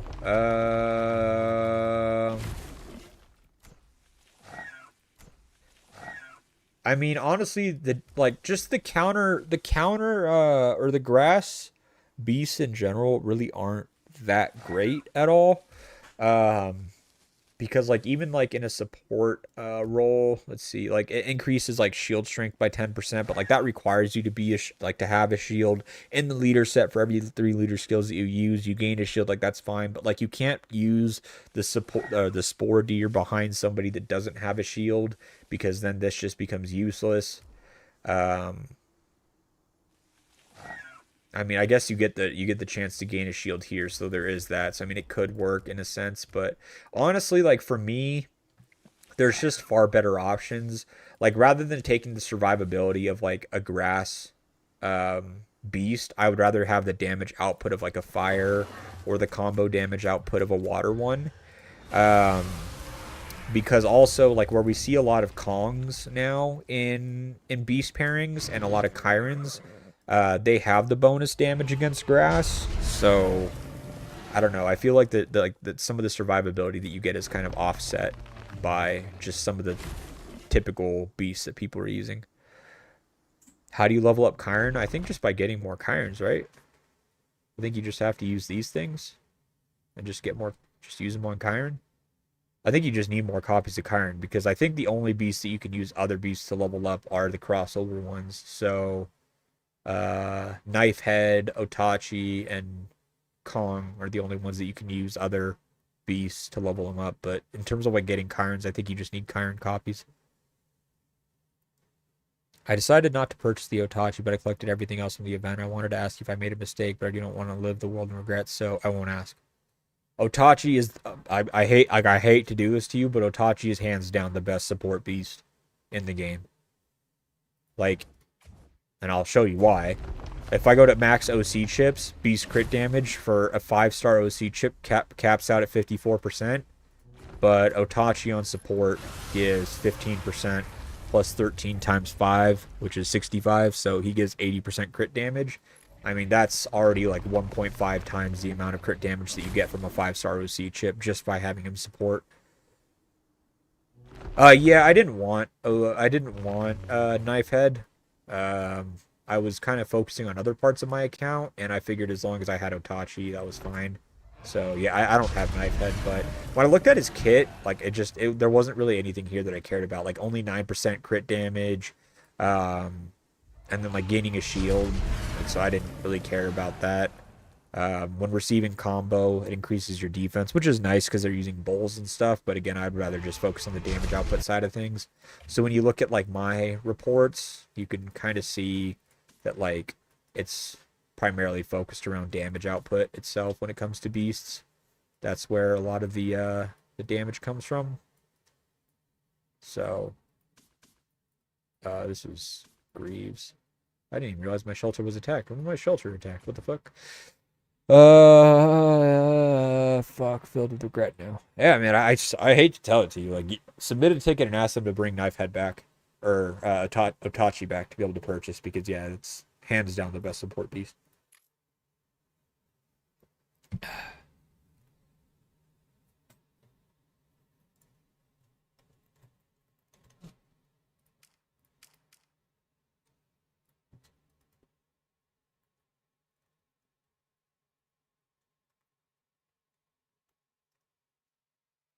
Appreciate it.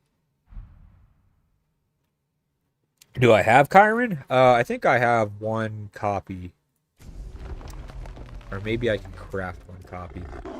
Or I'm one away from crafting one copy. I have the ability to make Chiron. I haven't done it.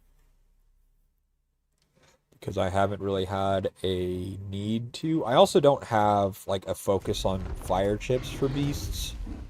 I have a focus on physical for sure, because I got all these, and then I got like all these in the process of getting those OCs.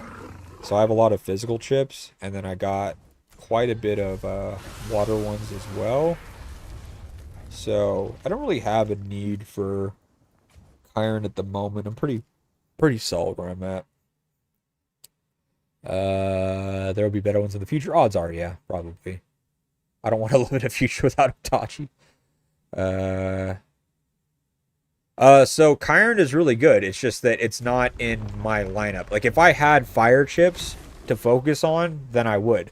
Part of the reason why I said Chiron is good is because a lot of people didn't pick up Otachi, or like when Otachi was out. So I've had a lot of questions of like, who's the best support beast? Well, the best support beast is Otachi. Well, what if I don't have Otachi because I started the game late, or I didn't purchase Otachi at the time? Well, then at that point, something like a Chiron would be really, really strong as well.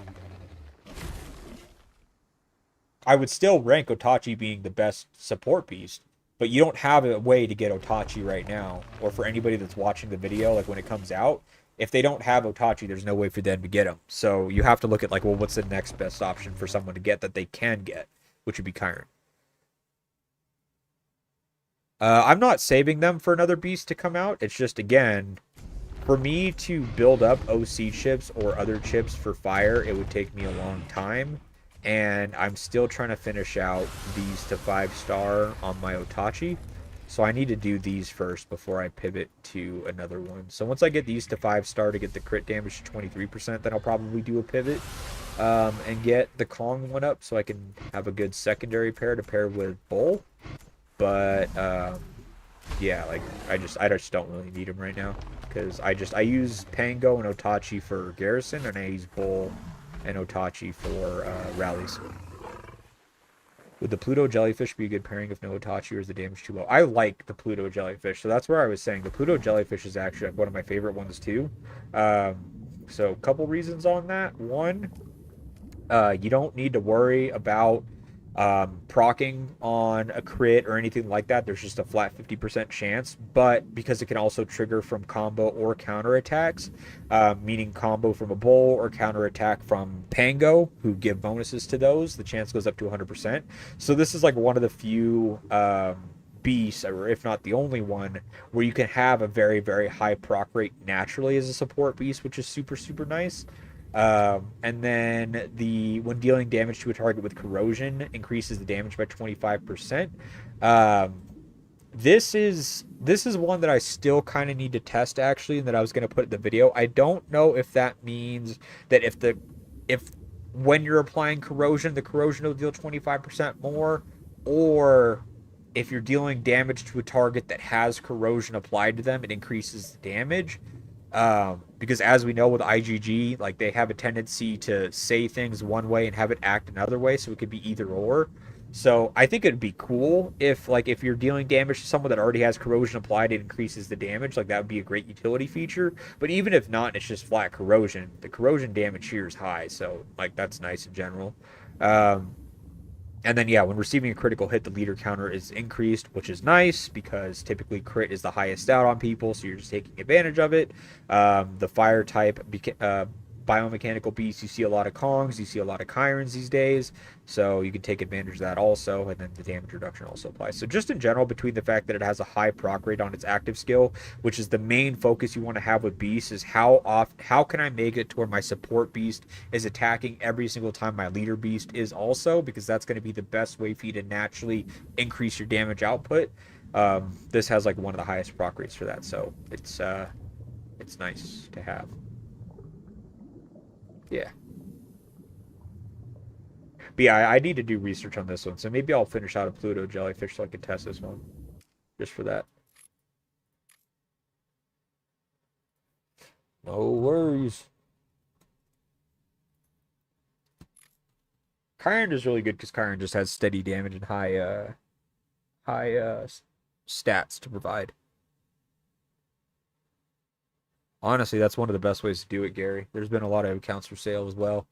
I mean, you guys didn't hear it from me because it's against TOS, but yeah, buying accounts is definitely like, there's a lot of really good accounts for sale after the tournament and stuff. So if it's in your budget and you can find someone trustworthy, it's not a bad idea. Not a bad idea.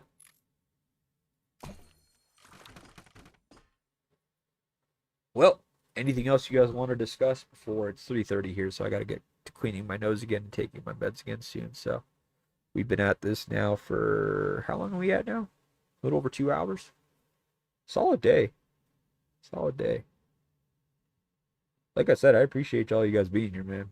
You guys keep me company while I have to sit on my ass and not do anything. So, plus Genesis War is only an hour long. There's only so much fighting you can do with that.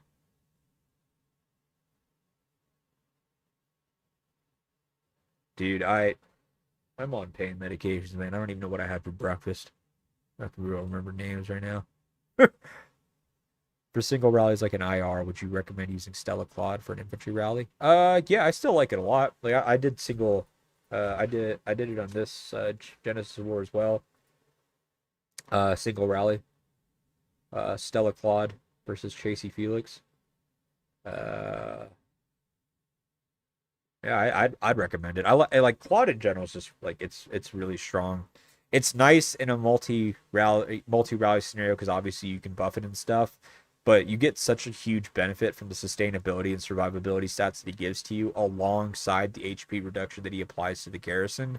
That yeah, he's not dealing damage himself, but it's such a benefit for you as a rally player. Other than that, I use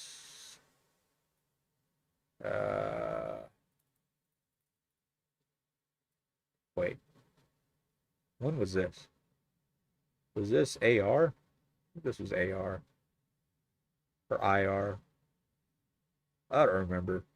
Yeah, I like using Claude. If I don't use Claude, I will use I don't use Boyd. Marco. I like Stella Marco or Stella Claude. Stella Marco, you have a higher HP reduction on them and you're dealing skill damage, so you have a bit more of the damage output. But if the garrison itself is fairly strong or has a strong garrison in it, I think that the damage reduction for less HP cut from Claude is worth it. I'll be live tomorrow. Yeah, I'll be live tomorrow. I'm actually going to try to stream Genesis War Circle tomorrow if we get a good active circle.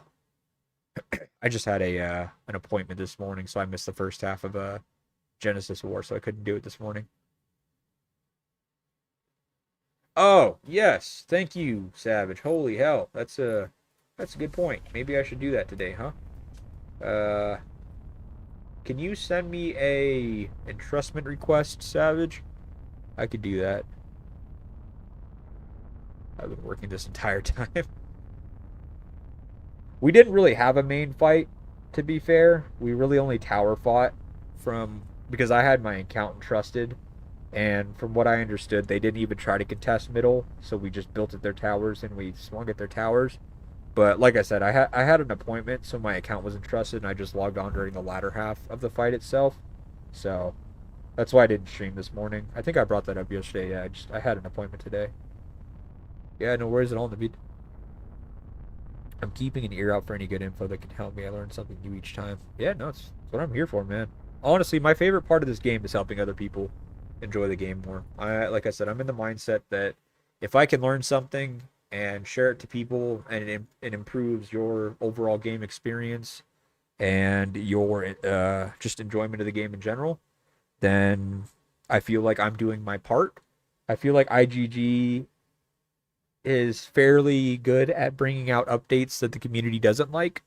And so if I can do my part, because obviously I can't change IGG's mind or, like with the direction and stuff that they choose to make the game, or, if they choose to piss off the community, that's on them. They're just a business at the end of the day. So if I can do my part of trying to make the game at least a bit more enjoyable for everybody, then I'm happy to do that. I feel like I'm doing my part. We're all a part of the same updates. We're all getting the same shitty updates and changes that maybe not all of us like. Maybe some people do. But yeah, if I can do my part to make the game at least a little bit more enjoyable, so the updates are a little bit more, a little bit better to deal with, I guess is the best way to put it, then, that's what I'm here for. Who played on my account? I think it was White I entrusted. Yeah, White. He's an infantry garrison main player as well.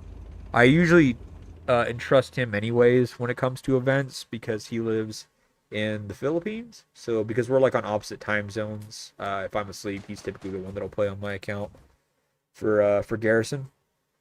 But oh no, I appreciate you guys. No, it honestly it means a lot that you guys feel that way. Like I said, like I'm getting the same updates to the game that you guys are, right? And I'm just as disappointed as you guys are in some of the changes that are made and some of the direction that the game has gone. But again, I feel like everything in life to me is about perspective, and I can either choose to focus on the negative side of things and the things that are changing that are bad, or just recognize that this game has helped me get through some pretty dark times in my life the last 3 years. And, like I've been really stressed for the last 5 years with my kid and some of the early stuff that happened with her, dealing with my own life stresses and just, life in general is just hard and stressful for everyone, right?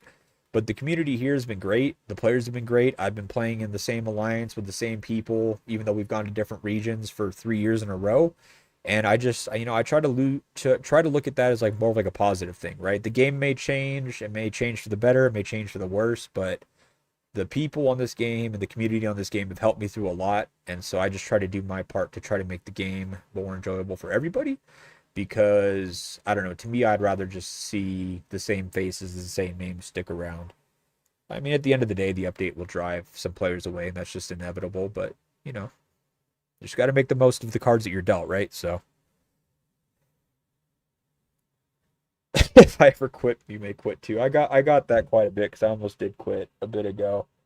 Um, I said it was because of the updates, but it was mostly just because I just didn't have the time to play the game. But I'm finding more time to be able to do it now, so Wanna get hopefully nuts? be able to stick around for a while. So it looks like you're running riders. Let's do this one real quick for this guy. You appreciated Z. It's more care for the game players than IGG puts in. Yeah, like I mean, IGG doesn't put out Wikipedias. They don't put out breakdowns for like they're good about releasing features and releasing mechanics without explaining what those features and mechanics do. And again, I'm in the mindset that it's like the more you understand the game that you're playing, the more you understand the mechanics that you're utilizing, the more you understand what it is that you should be doing, then the time that you're going to spend playing the game, the money that you're going to spend on the game, and the decisions that you make should be better educated decisions. So that then, you can try to get the most out of it, right? Like whether you're somebody that spends a lot of money or just someone that spends a lot of time, both of those things are equal investments, and I think that you should find a way to make the most out of those investments for sure if you're going to be spending it on this game. So. Yeah, really quick, let's do this though. So you got 14-11 in the riders here. That's great. Again, I would do what I was talking about before, get him to level 6. Level 6 is at 448. You're at 278 here. So get an increase of about 170 times 2. So about 340 in each of these by just raising those up to level 6. From there, I'd probably get both of these to level 15 and then push these to 10. So in order, get these to level 6.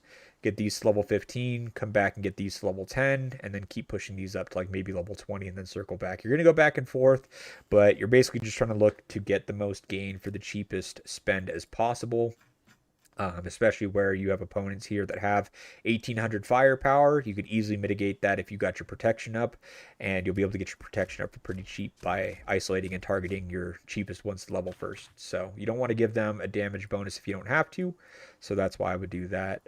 What do we got here? Chasey Bella, I like a lot as a pair. This is a solid pair as well.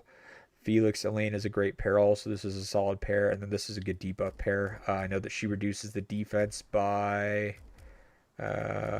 what is it? Yeah, it reduces defense by 42%. On top of that, Claude's going to be debuffing them as well. So this is a great debuff march in general. This is a high damage march. Also, you're going to be applying a good buff for yourself, reducing AoE damage. This is just your high damage march also. And this applies a good debuff to them along with the damage increase. So you have a lot of debuffs going on here. You have a lot of buffs as well. So your squad pairing in general is solid. Yeah, I mean, it looks like your homes are solid as well. Your lethality, your damage, everything looks good there. 5.1 mil on that Rubina, 4 mil on this one as well. This is going to be your second highest damage pair, I think, so that's solid to be there. Felix, that's totally fine to keep it on the lower end of your armaments because you're going to get the damage bonus and flank from Elena and stuff. So that'll make up for the fact that you have your weakest armaments on this, so that'll bring it up a little bit higher than what it actually feels like. So, yeah, I mean, all in all, your hero pairings are solid, your armaments are solid, your homes are in a solid place, you're doing great. Honestly, nothing to comment on in terms of like the hero pairings and your armaments. Your garage, like I said, I would just do that to isolate and focus on getting the numbers up themselves, just because you don't want to leave yourself in a place where they have 1800 firepower and you have 1200 protection, because the damage that they're dealing to you as a bonus damage because of that barrage fire effect, and because the gap is so large, is much wider than you'd be able to close the gap by trying to get a little bit more defense or squeeze extra protection out of this for the expensive price. So I would get these ones up to match, or just get them up closer so that you can kind of close this gap a bit so they don't have as much of a damage bonus on you. You don't want to be giving your enemy free damage if you don't have to. Squad basic damage, rider defense. It looks like you got double stats on these, which is solid. So yeah, I mean, honestly, everything looks good. This looks good as well. Yeah, I mean, I see that these are all kind of matching. You're primarily focused on riders, so I would white out your rider parts first, here before going to your backpack. Just because honestly, again, if you're using 3 or more marches of one troop type, in this case you have 4, I honestly think that the backpack is a bait, because for you to go from purple to gold on these 2 pieces, you could have golden out all 4 of these also, 1, 2, 3, 4.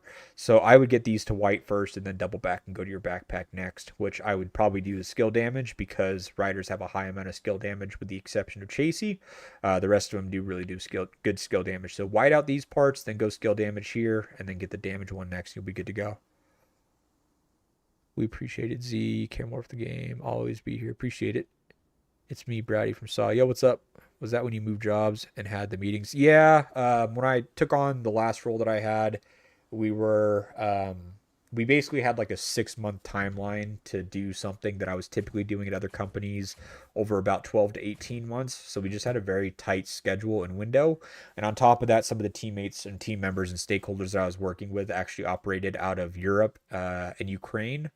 And I don't think we had any Asian counterparts, but yeah, like Europe and Ukraine. And so because of the time difference and stuff, like I was just starting meetings at like the butt crack of dawn and then having to have meetings at like late in the day also. So I was just, my schedule was like all over the place. So it was very hard to be in a place that I could consistently try to make content. Been R5 for about a year. It's a second job. If not for loving my team, I'd have ran and hid somewhere by now. I totally hear you on that, man. Your alliance and the members that you have make or break your game experience. And honestly, sometimes the best thing that you can do to retain your members is to be able to help educate them and better the experience for them. So again, that's kind of what my content material is for. I try to make material and content that is good for players at all levels.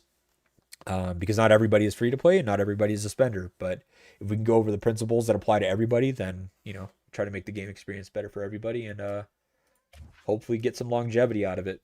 IGG is they have some good updates. They also have obviously their fair share and more so not so great updates, but we're all here playing the same game, so might as well enjoy it however we can, right? So yeah, I try to build a reputation of bettering the game experience that you have on this game rather than talking down about it. I've had a lot of people ask me, oh, why didn't you make any videos about the boycott? Why don't you call out IGG on their stuff and whatnot? And it's like I could, but I try to have a reputation of educating and bettering an experience, not the other way around. Because again, I'm a very perspective type person.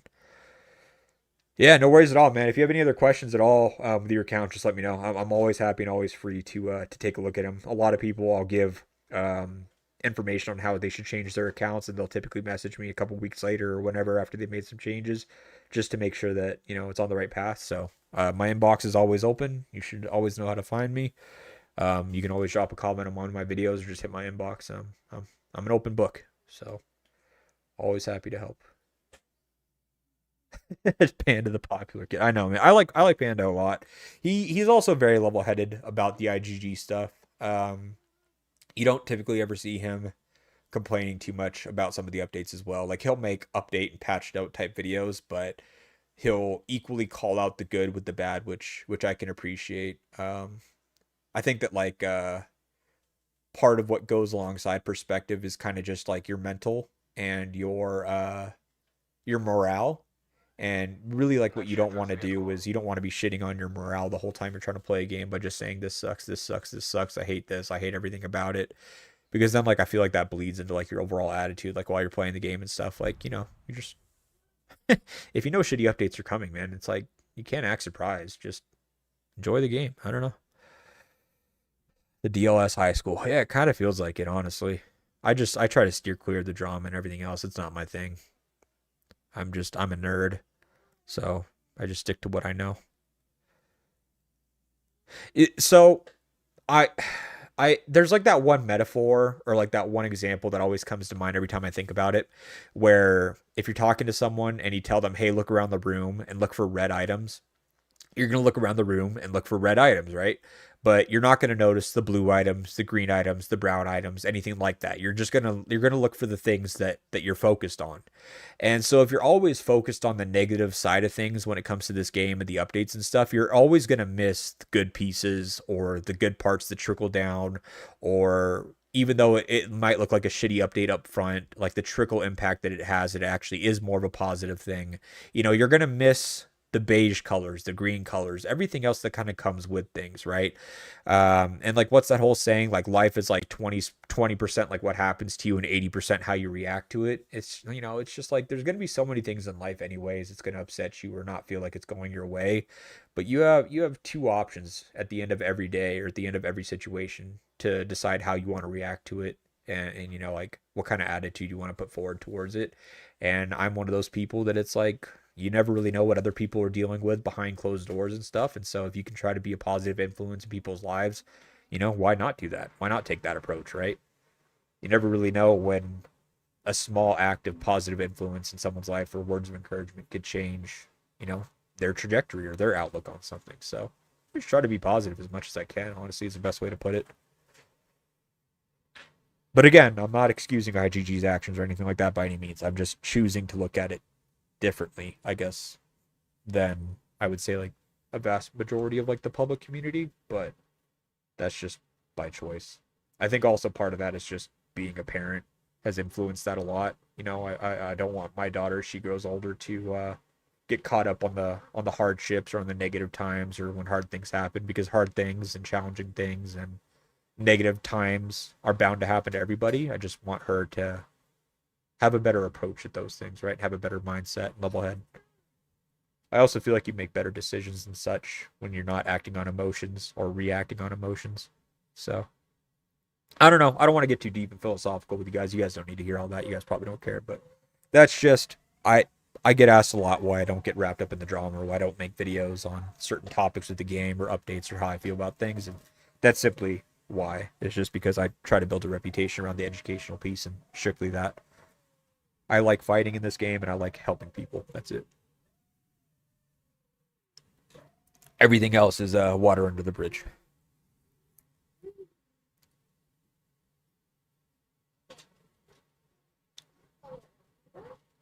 Yeah, no worries at all. Oasis, appreciate you being here. Yeah, I probably got to do the same here in a second. I'm about 15 to 20 minutes now past due on my timer for taking my pain meds.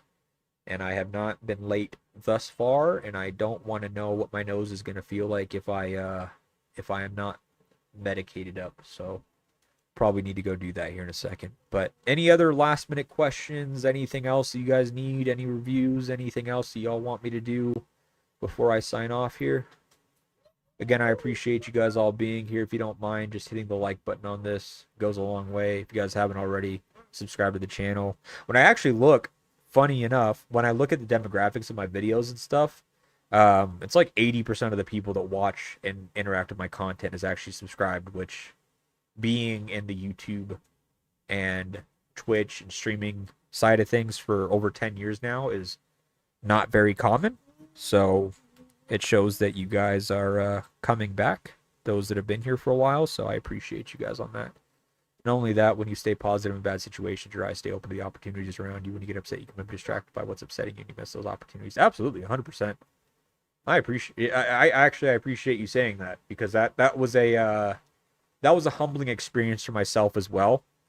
I mean, just for full transparency, I was working at the company for about 7 years. My first tech job, and had a lot of opportunities and really got me to the field that I'm in right now.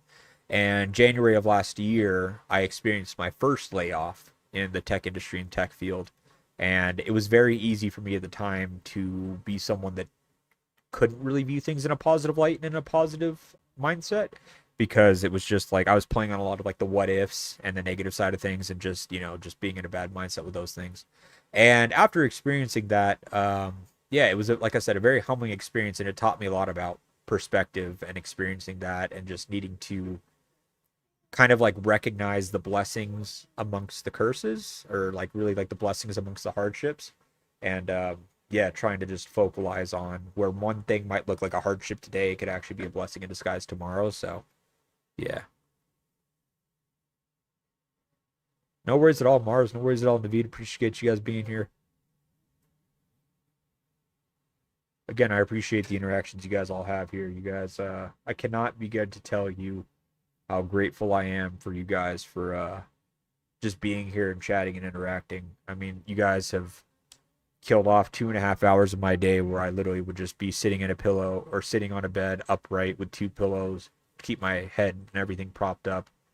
And I can't even play the game much on my mobile phone when I'm on my bed, because I have to like tilt my head down in order to look at my phone. And if I do that, like my nose just like drips blood the whole time. TMI, but it sucks. And I don't want to have my phone over my head and hold my arms up, because if I drop my phone, which I know my lazy ass will do, I'm going to bust my nose and be back into the surgery room. So this honestly is probably the best thing that I could be doing right now. So like I said, I appreciate you guys hanging out with me while I'm on Amend. So, but yeah, I got to head out of here, guys. I got to I gotta go take some medicine and stuff. I need to go try to get something in my stomach as well, so I can take my medicine and not upset my stomach. So yeah, I'm gonna go do that. But like I said, appreciate you guys. Honestly, genuinely, from the bottom of my heart, can't thank you guys enough. Thank you all for being here. Thank you for giving me the opportunity to do this with you guys. I will check you guys soon. If the circle tomorrow is eventful, you guys will know because I will be streaming tomorrow morning. I don't have anything planned for that, so, or anything planned to get in the way, so I will have that stream tomorrow if the circle is good. If not, we'll just do another one of these shortly after. So you guys will know. But yep, catch you guys all soon. Thank you again. Peace.